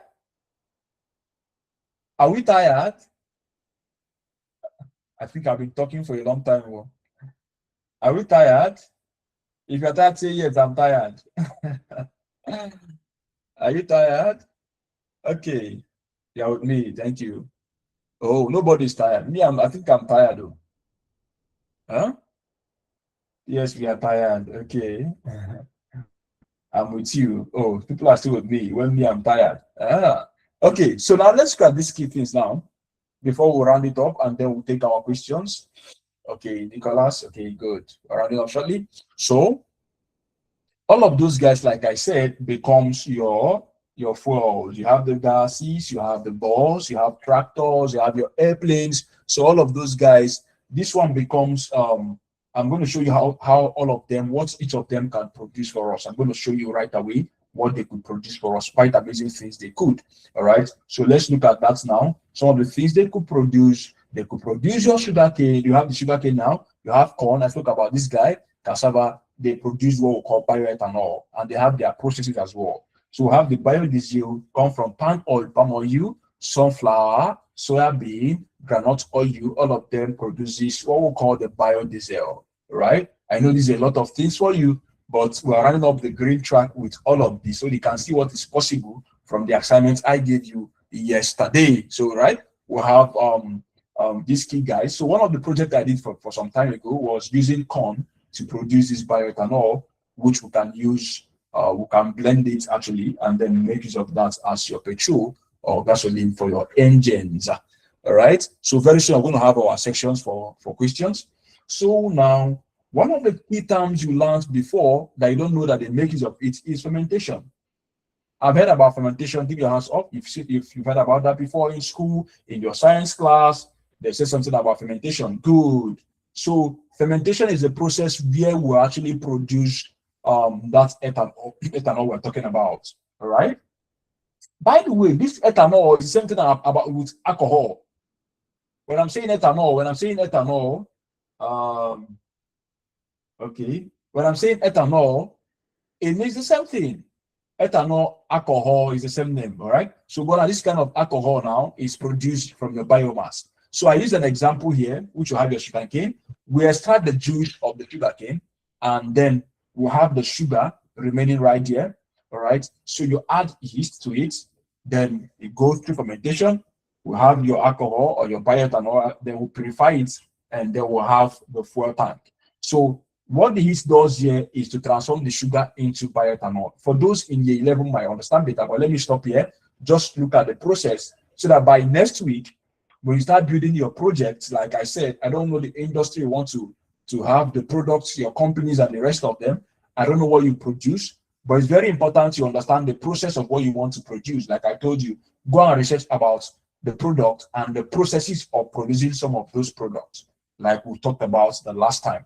And I think it's very, very important that we look at that. All right. We also have the biodiesel. It has its own process. All right. How we make use of vegetable oils. And at the end of the day, we'll have our diesel engine. So because I don't want to stress us so much, I want you to look at that one I like so much now. Very important. So when you get the slide, just do well to review them.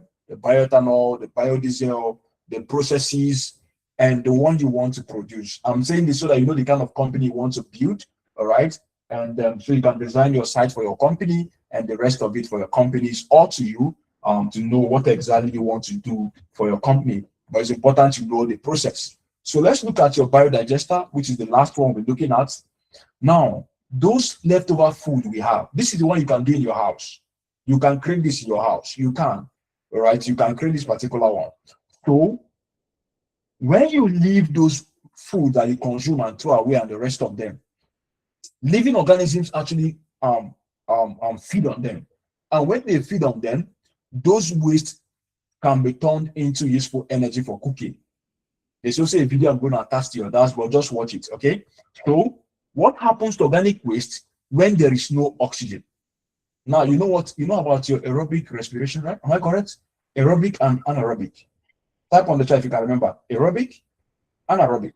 Digestion, I mean to say. Aerobic digestion and anaerobic digestion. What's the difference between the two? Smart guys in the building. What's the difference between aerobic and anaerobic? What's the difference between aerobic and anaerobic? One, science people in the house, young innovators. Aerobic uses oxygen. Thank you, Nicholas. One occurs in presence of oxygen, one doesn't. Beautiful. So now, for this particular digestion now, it occurs in the absence of oxygen. So what happens when we gather all of these things? When we gather all of this, type on the chat, please, your question. When you gather all of these things and you place them inside of a container without oxygen, what happens to them? Are you there now? What happens to them when you place all of these things inside a container?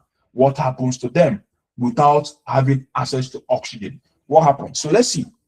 For people that say that you have a lot of food waste in your place, it's time to convert that into something useful. And that's what I want you to do right away. Don't worry, you are coming for time for questions. Just keep your questions. When I'm through, we ask all our questions, okay? It will not rot or decay. So we have natural, these are nature's recyclers, your microorganisms, all right? So these tiny microorganisms will feed on organic waste. As they feed on them, they produce what we call biogas. This biogas is your methane gas now. As they are feeding on it, you close that particular container for a long time. Those microorganisms are feeding on it. As they are feeding on it, they are producing something known as your biogas. So all of those food you guys are wasting, like people say you have a lot of food waste. When you close it in an airtight container, microorganisms begin to work on them. And as they are working it, you're asking me how did they enter? That's their food now. The same way mosquitoes will always come to places where you have water, you know. I'm talking about like you understand what I'm talking about better. When you have unkept places, you see mosquitoes breeding there. That's the same thing because that's their home. So once you create that particular environment, they start growing within that place. Is that okay? Did I answer your question now? All right. So they begin to break this waste. As they are breaking it down, right, they break them down into simpler substances. And in this process, as the microorganism is doing all of these things, something is being released right there. And for you to do that constructively, we'll make use of what we'll call the biodigester. So in this biodigester, you have 3 openings. The one we created back then in 2023, because we didn't tight here very well, it was not too tight. We covered the top part of it. We have this place where the gas is going to leave from. We have here for the slurry. Yeah, this is also used as fertilizer now, because when you gather the food waste and all of those things, you add water to it. You add water to it, a good amount of water to it. All right. So when you add water to it, you open up a place here where they can actually live at some point. So you now feed the waste are fed through here. All right. You can feed the waste, or the one we did that particular time, we opened up here and then poured all the waste inside of it. All right. After pouring, we will not cover it. But because the air was leaking from here, our own was not too efficient because the air was leaking. So you must ensure that it is airtight. All right. It is airtight. The only place the gas is expected to leave from is here, from this particular place. Someone will ask me, won't the gas leave from here? No. Gas is light. It's going to flow. It's going to go up. It's going to go up. It can't come down. Do you understand? Gas is less dense. So that's why it can't come down. So even if I have an opening here, the gas is not going to escape. Even if I have an opening here, it won't escape because it can only move towards the up part. So there was a challenge with our cover, the cover we used, because while opening it, we made a mistake. We're not too professional in cutting those things, you understand? So there was an error there. So once you pour in your food waste, close it in an airtight container. This is where the gas leaves from. In the video I'm going to publish on your dashboard later tonight, you're going to see how an Indian man used the same process as cooking gas at home. But I think might not be the best way to go about it, but it gives you an overview of how that man was able to create a cooking gas, right? He had something like a tube where he turns it on and off. He also used there's this lighter he used to actually check the flame of the light. I saw that video sometime in 2023, right? How that man created the biodigester, and we said, let's try out our own biodigester after watching that video. Eventually, we'll have just one spark of light, and that was the end because we didn't close it very well. So there is no oxygen. Microorganisms will work on it, and then it releases this gas, and this gas can now be used. There's a structure you can put forward, but when it releases that gas, you see here now in this pipe, when you bring your any lighter, it can be risky because gases are coming from it. Do you know that when I bring your lighter now, let's say I have anything I can use to ignite lights, once I do that, that place you're going to see flames on that particular, because gases are leaving from there. Methane gas is leaving. So when you light it up, you're going to see flames of fire on that. That video is on our dashboard. After this class, you are going to watch it this night. I will upload it maybe towards around 8 p.m. Nigeria time. I'm going to do that. So you're going to see that video and how the process and everything. So when we come tomorrow, before we do our mass lessons, we'll look at some of those videos we watched and then we'll discuss about that. So that's our biodigester and how the biodigester can become very important in terms of the food waste. So the class today is to let you know that something like this works, it exists. You can start thinking about that. You can start thinking about the kind of things you can design or the kind of products you could make when you enter the different specialization tracks. Yeah, we'll have class on Saturday to answer your question, Lade. All right, so food waste to use for energy, can be used for cooking. That man uses his own for cooking. He also uses it for electricity. And then fertilizer comes from it because at the end of the day, as the gas is leaving, after everything, we'll now discharge that particular thing remaining inside the container that we also call the slurry, SLURROI. And 3 years ago, I got to see that some places in India, they now have the same way you have your normal gas stations. They have these biogas stations somewhere in India. And I think people are making advances on that already. That's the gas station is purely from these materials, food waste, animal waste, They gather it, people put them there, and it becomes a source of energy for the community. All right, it's something very beautiful. We tried at that particular time, and we are quite discouraged because it didn't work, and we didn't insist on making it work, which is something everybody should do. Don't give up on your goals. Always try to work on that if possible. Does that make sense now? Everybody, does it make sense? So when you watch that video, see whether you can recreate it. See whether you can implement it. If it's possible, go ahead and do that. To be very fine. You can ask people in school, can we do this? You can tell your friends in school, is it possible for us to do this? It's going to be very fun. When you do, let your mom show me. I would like to see that. But for now, let's walk towards our the different tracks we are preparing for, and that will be for that. So we've talked about your biodigesters and how it works. So this is the mission and everything. It reduces organic waste, helps reduce methane emission from unmanaged organic waste. Instead of sending that organic waste to the landfill, we'll put that in a container, seal it, and gases can be used to produce something very useful. Generate electricity, produce natural fertilizers, support farmers and rural communities. So we don't just waste some of those things we studied yesterday from your consumption and what's production. So I'm trying to link SDG number 12 to SDG number 7, which eventually will give birth to SDG number 11, which is your sustainable cities. So at the end of the day, from consuming properly to producing something from the waste we have already, and from there we'll have cleaner and better society, preserving our planet and all. All right. So imagine that you're an engineer now. Let's say you want to produce something for your community. Which renewable energy technology would you choose? From the ones I highlighted now, I know I didn't talk about geothermal, I didn't talk about wind, I didn't talk about which other one? Hydro, because I believe I gave you guys an assignment on that already. So which one are you going to pick for that particular community? And what is your reason for picking that particular one? So which particular one are you going to implement if you are, let's say, an engineer in a particular community? Okay, Jen said biomass. I also implement biomass as well because I love it. Who again, which one will you implement in your community if they called you as an engineer to now design something for them? Which renewable energy technology would you choose? And why do you think it's going to be the best choice for your community? All right. And would you combine more than one technology? Would you prefer to use both biomass, solar energy, and the rest of them?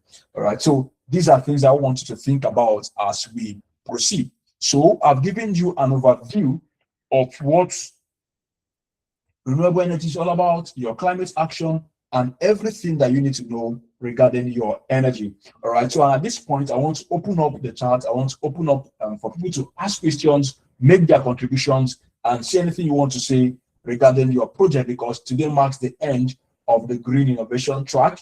And from tomorrow, we'll look at how to measure mathematics, how mathematics will help us as well to solve these problems. And from Monday, you start building your project.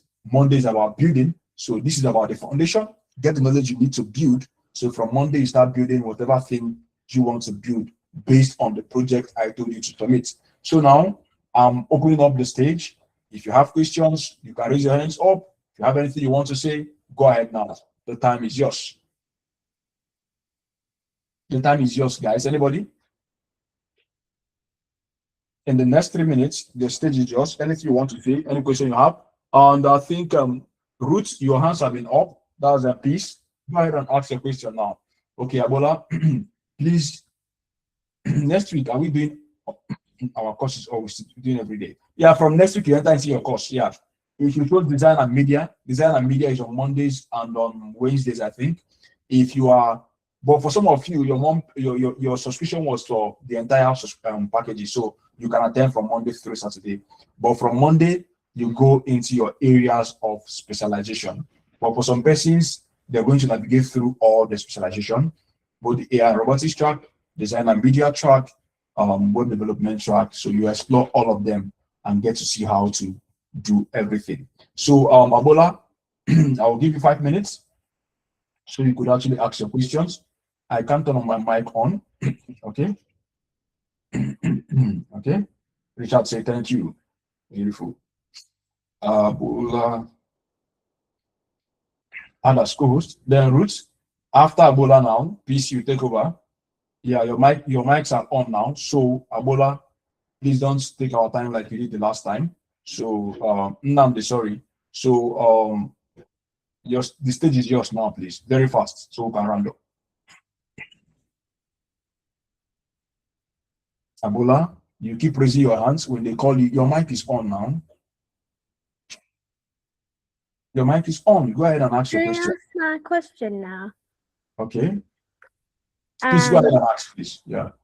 So I was going to ask that Leka tried to pair up.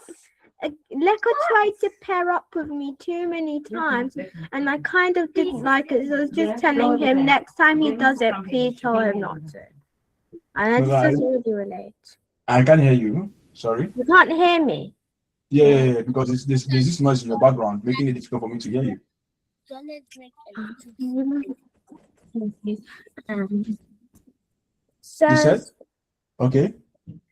So I was going to ask if we could stop people pairing up, because Leko kept pairing up with me and I found it quite annoying.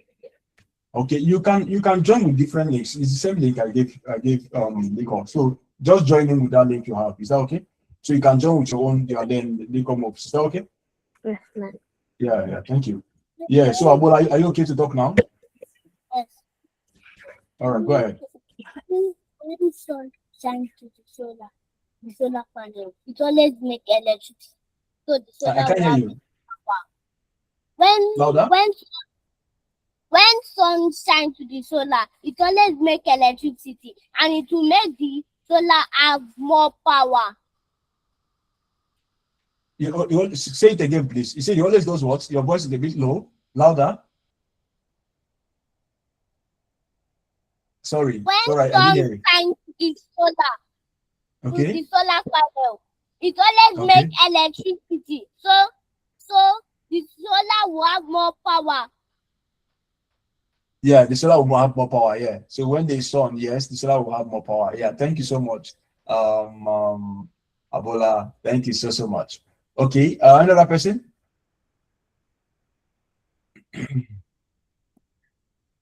Another person now. Okay. Go. Hope is the question you have, or you have to. Okay. Yeah. Stage is yours. I have a question. My question is that if you wanted to turn the solar energy to give it to homes, people's houses, that gives you all this network that allows you to watch TV and things like that. If you want to do what? That the energy that it gives that allows you to watch what you're watching. But what if one day all solar panels were off? Well, they can't really turn off, but like if it goes off, that means it's off now. There's no light again. If it lost energy for, like, it can't get back on. I'm confused as it stands because I don't understand your question. Can you say it again? I said that what if all the solar panels gave no energy, like if now there was no network, but so what would happen then? Okay, I get your question now. So if all the solar panels are down, there will not be energy now. Remember what we said? It is when the sun comes, the photons hit the silicon panel. That is when it produces the electrons. Electrons begin to flow, and then there's electric current. So eventually, if that happens, and that's it. If the solar panels are not working, then there's nothing to come with, because the major thing that brings it on, because remember that solar panel acts as the energy collector, so it's collecting it. All right. So if there's nothing there, then the collector is out, and that's why Manuela suggested something now. When the particles when the panel is filled with dust, we should actually find a way to clean it up, and then we should set a robot that can actually clean it up so that it keeps working the way it should. Is that okay? But is there any more way to let it like get energy? So when it stops working without the sun, is there any Without other the way sun. without the No, sun? it is the sun. Remember that the panel, what the panel does in particular is to convert your solar energy into your light energy into what do you call it now? Into electrical energy. So without the sun, it can't. Do you understand? The only thing you can do, you can store the energy. So it moves from light energy into chemical energy. You store it, and then from the chemical energy into electrical energy. Do you understand? So the sun is the major thing there, and without the sun, there's nothing you are doing basically. Mm. All right. Makes sense, right? Yeah. Yeah, thank you. Yeah, thank you. Thank you, Nico. Another person? Okay.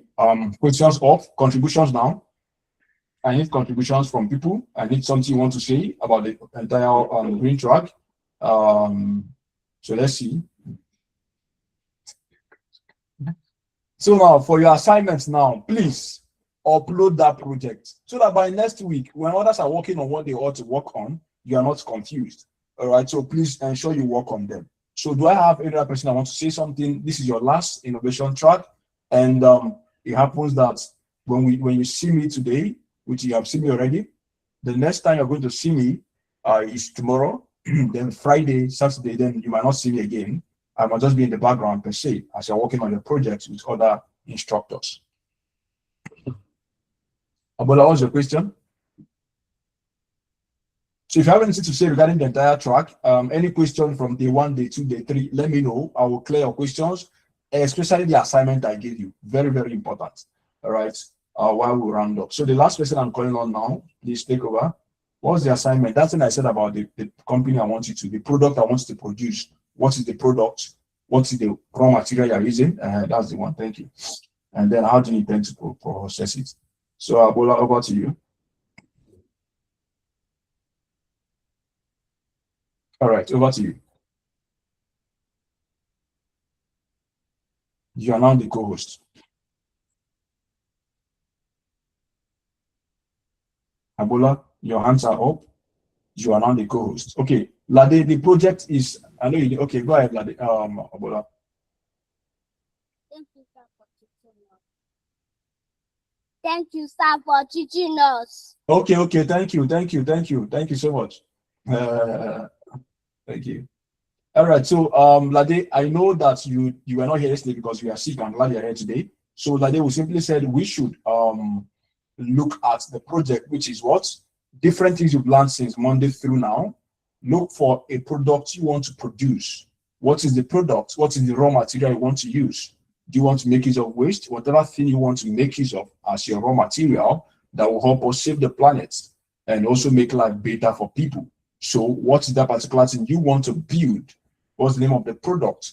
Then what is the process that leads to that particular product? What's the process? And then what's the name you want to give to that company that produces that product? So that way, when you go to the design and media track, you start designing slides, amazing things, images, social media, campaign posters regarding what you are producing so that people will know about all of these things you learned today.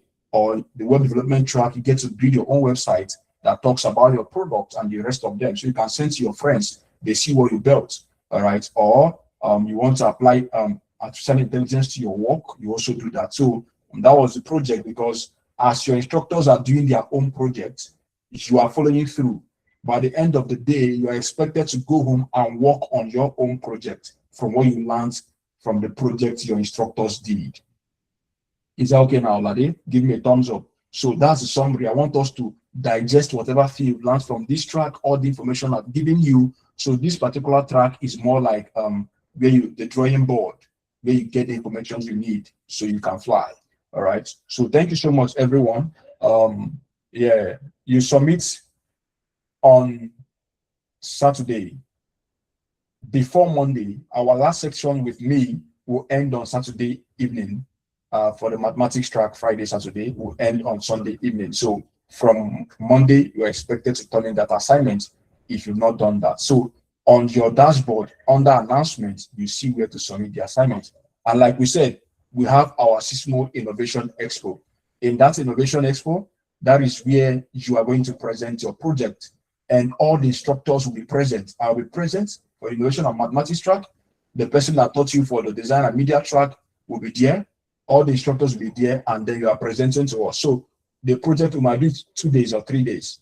It might be for 3 days. So your parents will tell you your own dates. The day that is your own day, you come and tell us your project. We'll ask you questions. We'll ask you questions about what you built, and let's see. Other students are allowed to join you. Students can join to also ask you questions. So you defend your project before us, before your instructors, and then at the end of the day, we'll have the best project to be presented on the final day where your parents is going to be there. On the last day, you receive your certificates and all, and that will be the last day for the project, and that will be featured on our website, so that students that will be coming next year will get to see what you did and the rest of them. So that's it for that. Nico, type your question on the chat, please. We are wrapping up, and I've answered your question before now.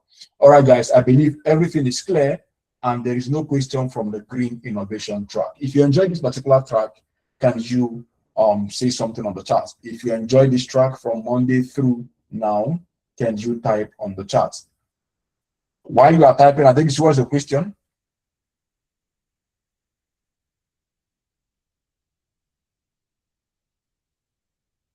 I don't understand the project. I enjoyed it. Clear. I love it.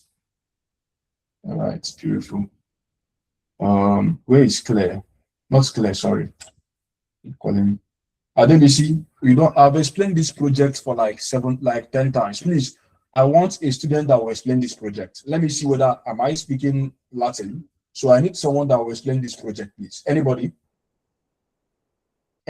Yeah, thank you, Chizzy. Anybody that wants to explain this project? I think I need someone advanced so they can hear your voice very well. So who could volunteer to do that for me? I need someone in a higher level that can speak louder and bold. Abola, your voice is too small. Who can do that for me? All of you are dodging. I will call names. I will call names now. Let me do for names to call. Amanda, please explain the project to others, please. I think I've explained enough. So let the student explain it. Please go ahead and explain the project to your fellow innovators. Thank you. You are now a co-host. Go ahead.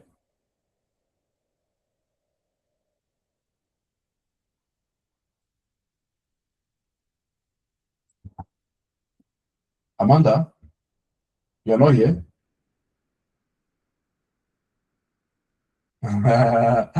This one said, I didn't like the lesson. I loved it. Oh, beautiful. Yeah, go ahead and explain the project to them, Amanda, please.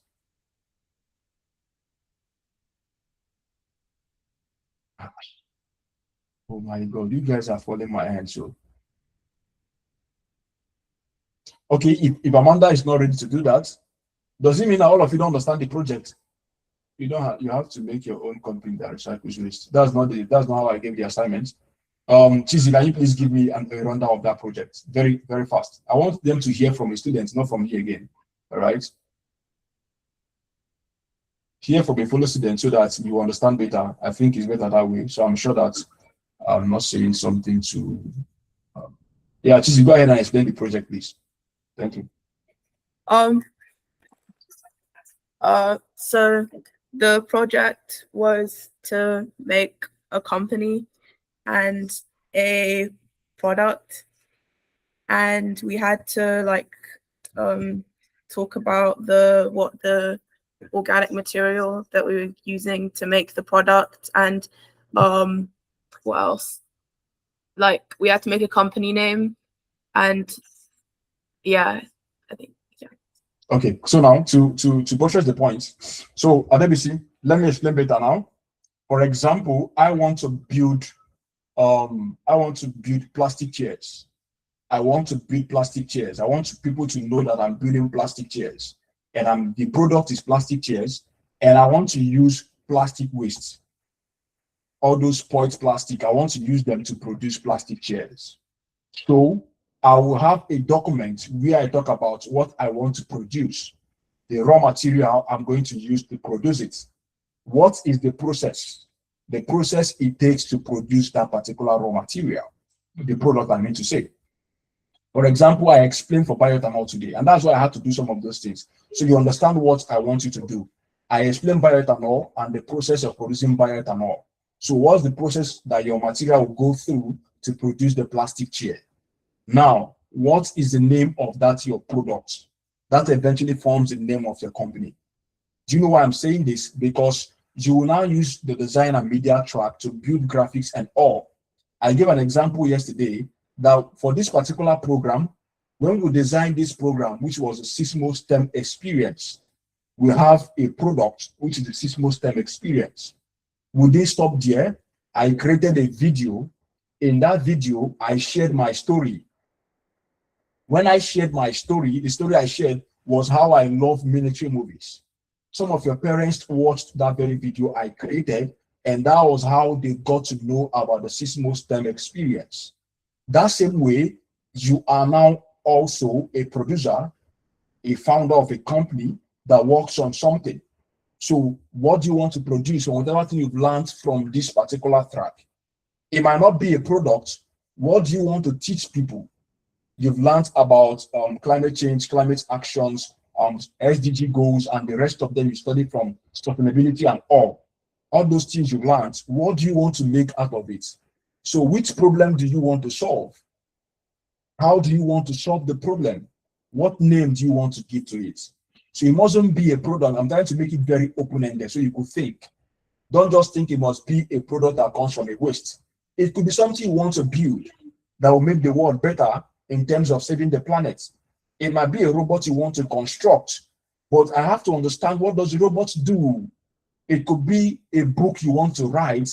It could be something you want to do to educate people about some of those things they don't know. You could take example, people around your area that dispose their waste anyhow. How could you educate them? What can you sell out to them? So that when you start designing your graphics and all of them, you are not communicating those things to them. Does it make sense, everyone? If the project makes a lot of sense now, can you say yes on the chat? If it makes sense for everybody at DBC, does it make sense now? Oh, thank you, Chizzy. Thank you, sir. Beautiful. Everyone, even those that joined us today, take note of that project. Everyone that joined today, I hope it makes sense to you. Ugochukwu, are you there? Ugochukwu, Nicholas, are you there? What do we use to make it do? Just you can use a document, like, you know what I'm talking about. You just type it out. You type it. Do you understand? So type it in a document, and then upload the name, the material, the processes. Just put in a document. Yeah, it can be a Word document, yes, and upload it. Masoko, I've been looking for you. You're the one that talked about biocar, right? I've been looking for you. Yeah, so Gochiku, everyone, let's get to work, get the document, upload it there, so we could see that. I was looking for you. I was explaining something regarding what you presented, but you're not there in class. All right, so everyone, that marks the end of our session on the innovation track. And I want to tell you something, that I love each and every one of you. And I wish I could give each and every one of you love emoji. I will start calling your name one after the other. And Amanda, you are the best. Timarida, you are the best. Chizzy, you are the best. EKHB, you are the best. You guys will shape the world. They're going to create a lot of change, right? Because while other students are there, you guys are right there doing a lot of things. Yochiku, I want to see you at the top, right? Claire, the world is yours. You are a creator, you're a problem solver. Lade, you keep flying, bro. Emmanuel, you're a young innovator that will change the world. Emanuela, people are waiting for your solution. Jane, you are creative, all right? So go ahead and let me see that creativity in action. So Leko, you are amazing. Just keep flying, bro. Namdi, you are powerful. Going, bro. Masoko Mary, you are good. You are the best. Right, the world is yet to see what you are going to create. Ugochukwu, Nicholas, you joined us today. You are the best. Go ahead there, study whatever thing you have and create the very thing that we need from you. Namdi, I think I've called you. You are the best, bro. Keep going. All right, you are not too young to make a change. Ugochukwu, keep going on. Adebisi, Richard, you guys are the best. Peace. I believe in each and every one of you. Sharon, that's Sharon, which is Ayofe, keep going. Sunday Abola, the Winifreds, I'm getting to meet you guys today, but I love the fact you guys stayed through. I want to see and explore with each and every one of you. So guys, Thank you so much. I can't wait to see you guys in the mathematics track tomorrow. Come prepared, come on time, and keep flying. For those that hands are up, just use the chat. So I want to see you guys tomorrow. 4:30 remains the time. And watch the videos I will upload on your dashboard regarding some of those things I shared with you. Can we now end with serving a love emoji? And I think we need to play some songs. All right, so let me see. Which song should I play?